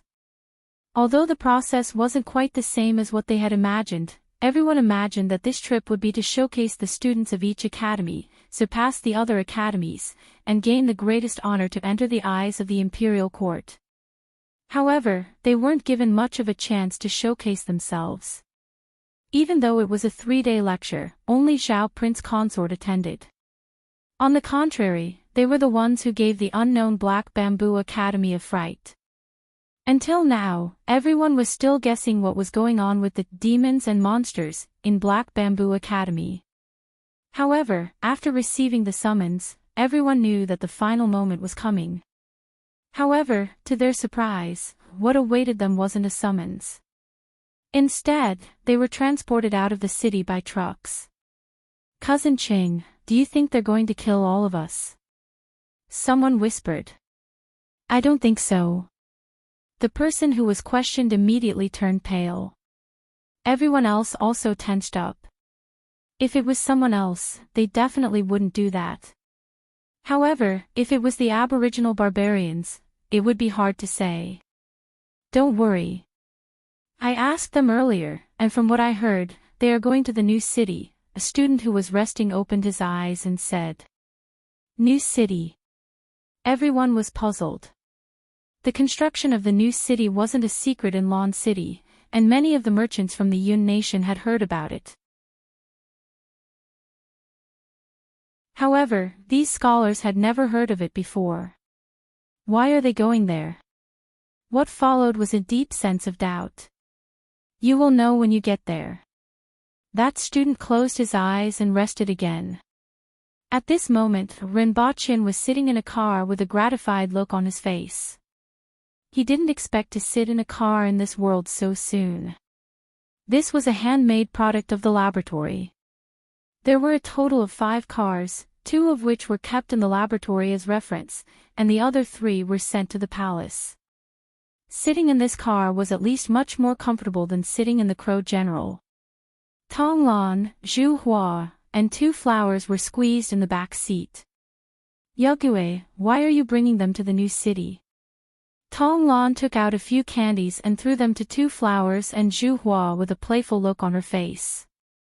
She didn't have a good impression of the people from the Yun Nation. "Have you been to the new city?" Ren Baqian asked. "I went there a few years ago." Tong Lan complained. "I would like to see it if you gave me less homework." "Ha!"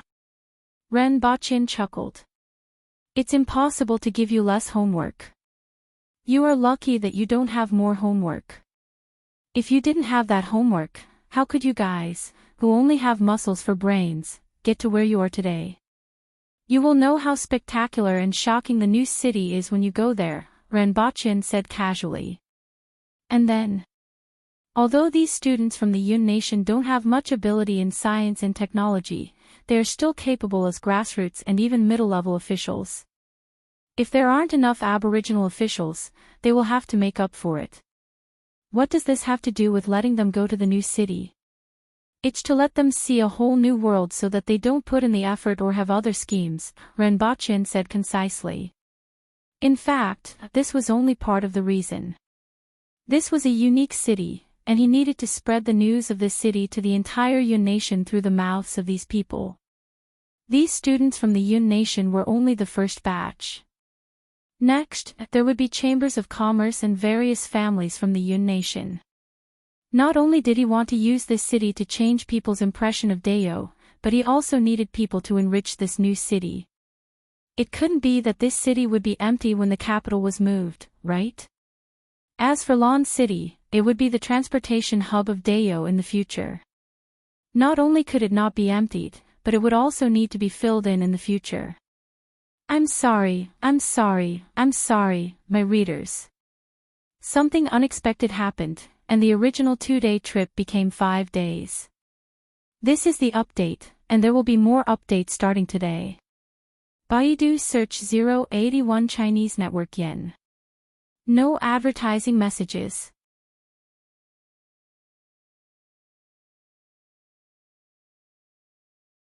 Chapter 1052. No one knew why Zhao Prince Consort brought them to the new city. Even the deans of the various academies couldn't figure it out. However, when the brand new city came closer, many students stood up from the trucks, held onto the railings on both sides, and looked into the distance with their mouths wide open. There are no city walls.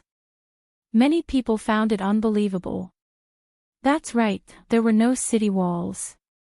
Unlike other cities, the first thing one could see from afar was the city walls. As for this city, the first thing that could be seen was the towering stone pillars in the distance, which made one feel quite confused. However, when they got closer, the most surprising thing was that there were no city walls and they could see the scenery inside the city. They probably think that no enemy can get close to this city. It's really incredible that there's no defense at all. After all, this is the hinterland of Dayo. Aren't they worried that someone will rebel?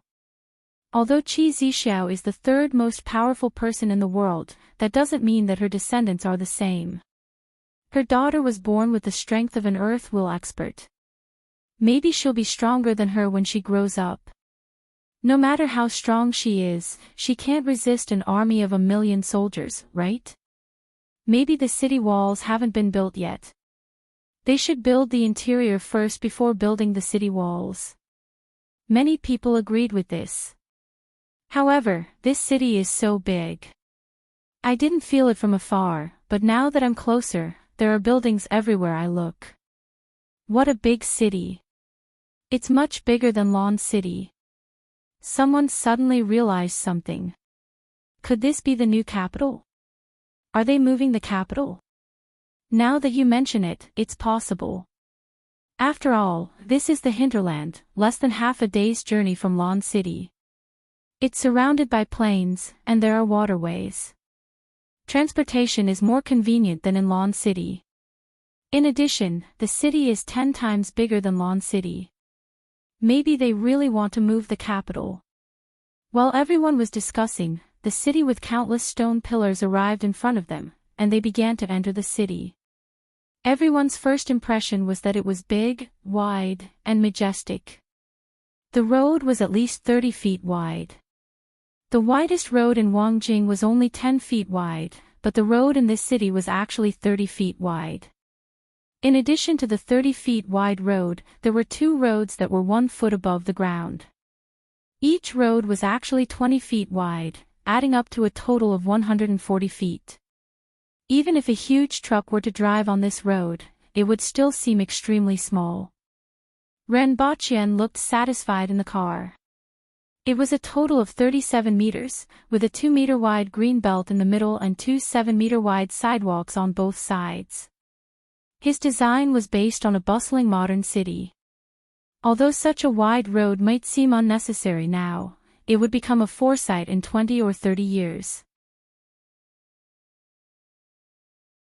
Everyone entered from the north gate. This area had been completely constructed, including water pipes, cable pipes, and even underground space for a subway. Ren Baqian's request was not to place the cables in the air. Naturally, he wouldn't install trams on the ground either.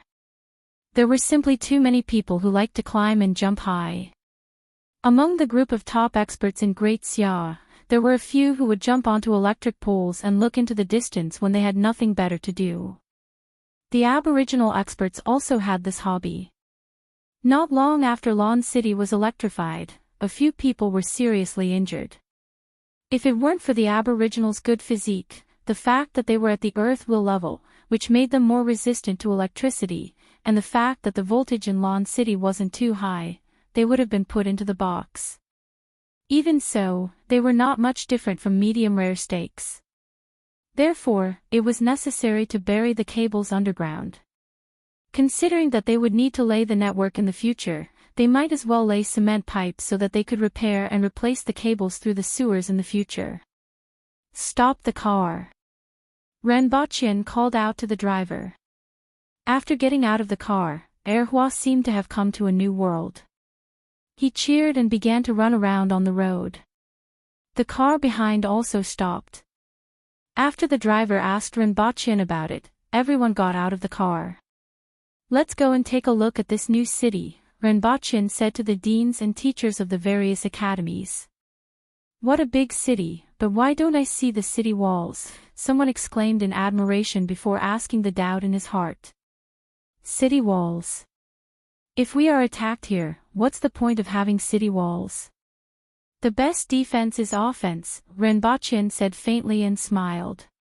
Moreover, who can be Dao's enemy? The word Great Xia appeared in everyone's mind. Or rather, it was the next dynasty of Great Xia. The current situation of Great Xia was very clear. If there were no accidents, Great Xia wouldn't last for more than a few years. As long as they recuperated for 20 years and relied on their tens of millions of people and vast territory, they would be able to rise again. With enough food, the Aboriginals can recruit 1 million elite soldiers and 100,000 winged cavalry warriors. Renbochin's words were so powerful that everyone felt a chill in their hearts. It had to be known that it only took 90,000 elite soldiers to conquer the Yun nation. 1 million elite Aboriginal soldiers. At least 10 million soldiers would be needed to contend against them. With 100,000 winged cavalry warriors and 100,000 earth will experts, no one would be able to resist them.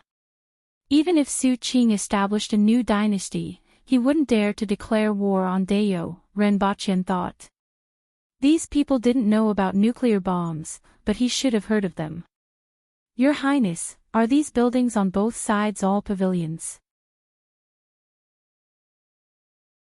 Someone changed the topic and asked as he looked at the stone pillars on both sides. Although they were different from traditional buildings, everyone could see the windows on those buildings that were densely distributed on the cement walls. The reason why everyone was puzzled was that these buildings were too tall and there were too many of them. As far as the eye could see, they could see a large number of stone pillars forming a stone forest, which was shocking. That's right. Renbochin nodded and gave a brief introduction. These cement buildings were similar to the buildings of the future. They were 6 stories tall, but they were much taller than the buildings of the future. The first floor was 5 meters high, and each subsequent floor was 4 meters high, which was 1 meter higher than the usual 3 meters. The distance between the buildings was also relatively large. The reason for this height was partly due to the materials used, but there were also other reasons. Although the high-rise buildings on the periphery were inhabited by civilians, there were also many Kismet Heaven experts among them. It was possible for them to break through the floors or even the load-bearing pillars. If a couple fought at home and collapsed the building, who would believe it? However, it wasn't impossible in Dao.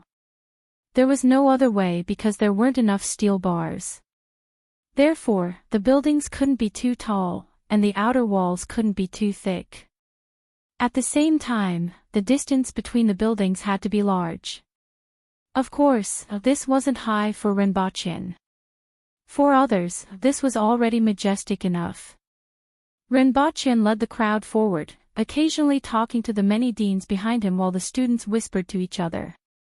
The more they looked, the more frightened and shocked they were. Big, it was really too big. Just like the previous sensory organs, every road and every building in the city was too big. The gray cement buildings looked the same, but as they stood there and stretched into the distance, it gave people a unique sense of beauty and shock. How many people can this city accommodate? More than 1 million people. Renbochin replied. This is only for now. In the future, the population may reach 10 million. Hiss. Following Rinpoche's words, there was a uniform gasp. What did a population of 10 million mean? One had to know that the most prosperous capital of Great Xia only had a population of 1 million. This was the result of thousands of years of development. Wangjing only had a population of 600,000. Even so, it was difficult to supply the entire Great Xia with the surrounding food production and had to be transported from other cities. There was also another point. With such a large population and no land around, how could these people make a living? In addition to food, there were also sewage, transportation, firewood, and so on. There were too many problems in all aspects. At this thought, everyone felt that a city with a population of 10 million was simply impossible. Even a population of 1 million was completely unnecessary for the current Dayo. One had to know that Lan City only had a population of less than 100,000. However, everyone was even more puzzled as to why Zhao Prince Consort brought them here. Even if they wanted to relocate people, there was nothing they could do. The students at the back didn't think so much. One by one, they sized up this huge and empty city and were all speechless. It was simply too spectacular. Everyone felt as if they had fallen into a modern steel jungle. They were shocked as they looked around. This was a futuristic scene. Baidu search 081 Chinese network yen. No advertising slogans.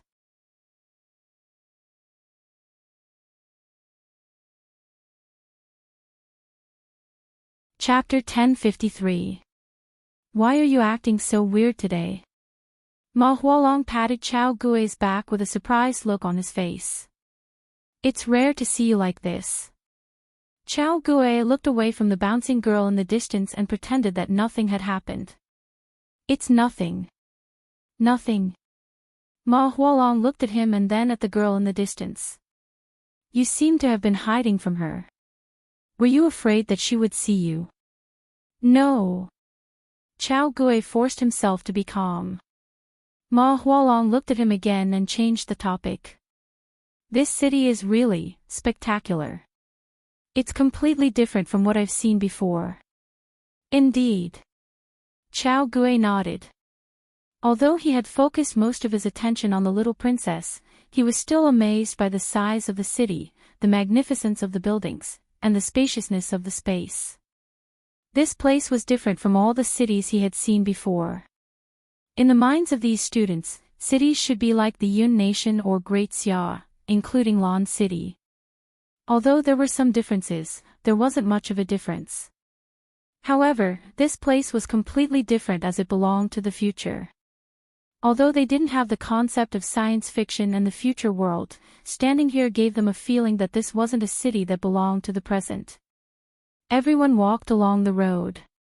After a while, he let them stop to rest and let them take a look at the buildings on the side. All the students dispersed. Even some of the deans couldn't help but walk to the front of the buildings to take a closer look. Chao Gui hid behind someone for fear that the girl who was running around would see him. There were 2 times when she ran to the back of the group of students, which scared him so much that his heart almost jumped out. Who's that girl? She came with Zhao Prince Consort, but she looks about 10 years old. She shouldn't be the princess, right? Ma Hualong asked casually as he looked around after entering a certain building. I don't know. I don't know her. Chao Gui was afraid that Ma Hualong would see through him. If others knew about what happened that day, he wouldn't be able to face anyone. The 2 of them walked around the building and even climbed up the stairs, only to see that it was filled with rooms. The 2 of them were dizzy from walking around. They were used to houses and couldn't understand the layout of this kind of building. An Earthling would be able to tell at a glance that this was a house type designed in the style of Earth. Each house had 3 bedrooms, 1 living room, 1 bathroom, and 1 kitchen. It was about 100 square meters. There were a few types of buildings in the city. The first type was for the commoners in the outer ring. Ren Baqian was going to give them away for free. As long as they moved into the new city, he would give them one. When young people got married, he would give them another one. At the very least, after 10 or 20 years, he would consider selling the houses. As for the residences in the inner ring, they were allocated by the Empress to the officials in the imperial court. The only residential areas for sale were the high-end residential areas between the outer ring and the inner ring. They were all single-family villas, which were prepared for businessmen. Just as the two of them reached the third floor, they saw two people jumping in through the window. When Chao Gui saw who they were, his entire body stiffened. He wanted to hide, but the other party saw him clearly. Honeysuckle jumped through the window and saw the two of them in the room. She didn't pay much attention to them, but Chao Gui's stiff and evasive behavior caught her attention. When she saw that face, she was suspicious at first. Her body moved and she scurried in front of him. She stared at him and rolled her eyes. "I think I've seen you before. You must have mistaken me for someone else." Chao Gui covered his face with one hand. "I seem to have smelled this before." Honeysuckle sniffed and became even more suspicious. "Let me take a look at your face." "Your Highness, what's the matter?" Zhu Hua crossed her arms and curiously sized up the two of them. She glanced at the ugly Ma Hualong and stared at Chao Gui. She frowned and said, "Why are you evading my gaze?" "Something's wrong." "No, you must have mistaken me for someone else." Chao Gui replied. "Take your hand down," Zhu Hua said in a deep voice. "I'm too ugly. I'm afraid I'll scare the two of you." As Chao Gui spoke, he took his hand down. Ma Hualong turned his head and almost spat. He saw that Chao Gui's eyes were big and small, and his mouth was crooked to one side. He looked like an idiot. "Do you think I'm a fool?" Zhu Hua didn't say anything else and struck him with her palm. "I'm really ugly." Chao Gui's body floated backward. However, just as he dodged Zhu Hua's palm, his clothes were pulled by someone. Honeysuckle tugged at his clothes and became even more suspicious. "I've definitely seen you before. You must have mistaken me for someone else." Ma Hualong admired Chao Gui's ability to maintain his crooked mouth and eyes when he spoke. Honeysuckle sniffed and sniffed again and again. Then, he came to a realization. "You're the one who made the bet that day." Chao Gui was scared out of his wits. Cold sweat dripped down his back as he denied repeatedly, "You've mistaken me for someone else." Zhu Hua sneered. "How dare you lie to Her Highness? Do you want me to bring you to Prince Consort Chao?" Chao Gui could only smile bitterly. If this matter was brought to Prince Consort Chao, he wouldn't be able to show his face anymore. His expression returned to normal. He looked down at Honeysuckle and smiled bitterly. "Grandaunt, can you just pretend you didn't see me?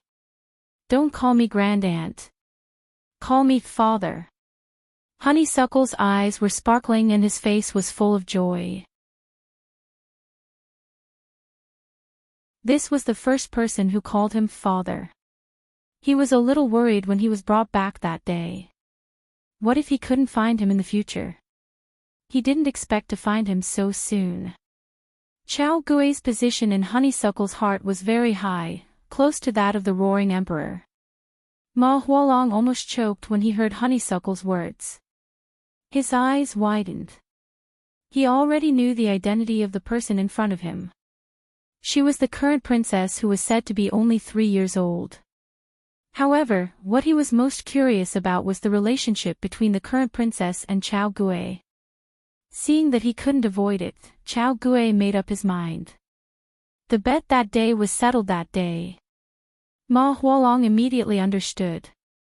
Then, he didn't know whether to laugh or cry. Chao Gui had actually called the current princess father. And he had even lost the bet. This was simply too satisfying. However, thinking about it, Chao Gui didn't seem to have lost out. No, I didn't say that I would only call you father that day. If you call me father, I'll bring you to see my lord father. Honeysuckle rolled his eyes. He seemed to be very afraid when Zhu Hua wanted to bring him to see his lord father. Honeysuckle was young and inexperienced. He often did things that made people not know whether to laugh or cry. However, he was smart and immediately found the other party's weak point. Chao Gui's face turned red and twitched a few times. He knew that he would be done for if he was dragged to see Zhao Prince Consort. As long as what happened that day was exposed, he would become a laughingstock. He made up his mind and gritted his teeth. Father. Honeysuckle immediately beamed with joy. He raised his arm and patted Chao Gui's chest. His voice was like a drum. If anyone bullies you in the future, just say my name. Ma Hualong and Zhu Hua were laughing so hard that they almost cramped up. Ma Hualong was still able to hold it in, but Zhu Hua was laughing unrestrainedly. Tears were almost flowing out of her eyes. She had long known about Honeysuckle's bad habit. However, it was simply unheard of to see a scholar from the Yun nation being forced by Honeysuckle to call him father. Little ancestor, please let me go. Chao Gui looked aggrieved. His face was red, yellow, blue, and purple as if he was running a dye shop. Not little ancestor, call me father, Honeysuckle said stubbornly. Father, please let me go. Don't let anyone know that I still want to see people. Chao Gui was on the verge of tears. Why? You can't see people if you call me father. Honeysuckle was puzzled. It was fine for him to call his father that every day. Chao Gui spent a lot of effort to fool Honeysuckle away. The main reason was that Honeysuckle still had to continue his exploration and naturally wouldn't waste too much time here. After satisfying his wish of being called father, he continued to explore the place with a hop and a jump. Chao Gui looked at Ma Hualong with a livid face and cupped his hands. Brother Ma, please keep this secret. Ma Hualong held back his laughter with great difficulty. He patted Chao Gui's shoulder and said sympathetically, actually, it's nothing. If others knew, they would be envious. After all, this is a princess. Before he could finish speaking, Ma Hualong couldn't help but laugh so hard that his teeth were showing. Chao Gui covered his face and wished he could find a hole to hide in. You're tuning into the LoveLore Library YouTube channel. We're so grateful for your support and don't forget to subscribe to join us on this incredible journey through captivating stories. Your generosity through donations truly makes a world of difference, as it's the primary source of revenue that allows me to expand and enhance this channel for you. Thank you from the bottom of my heart for being a part of this adventure.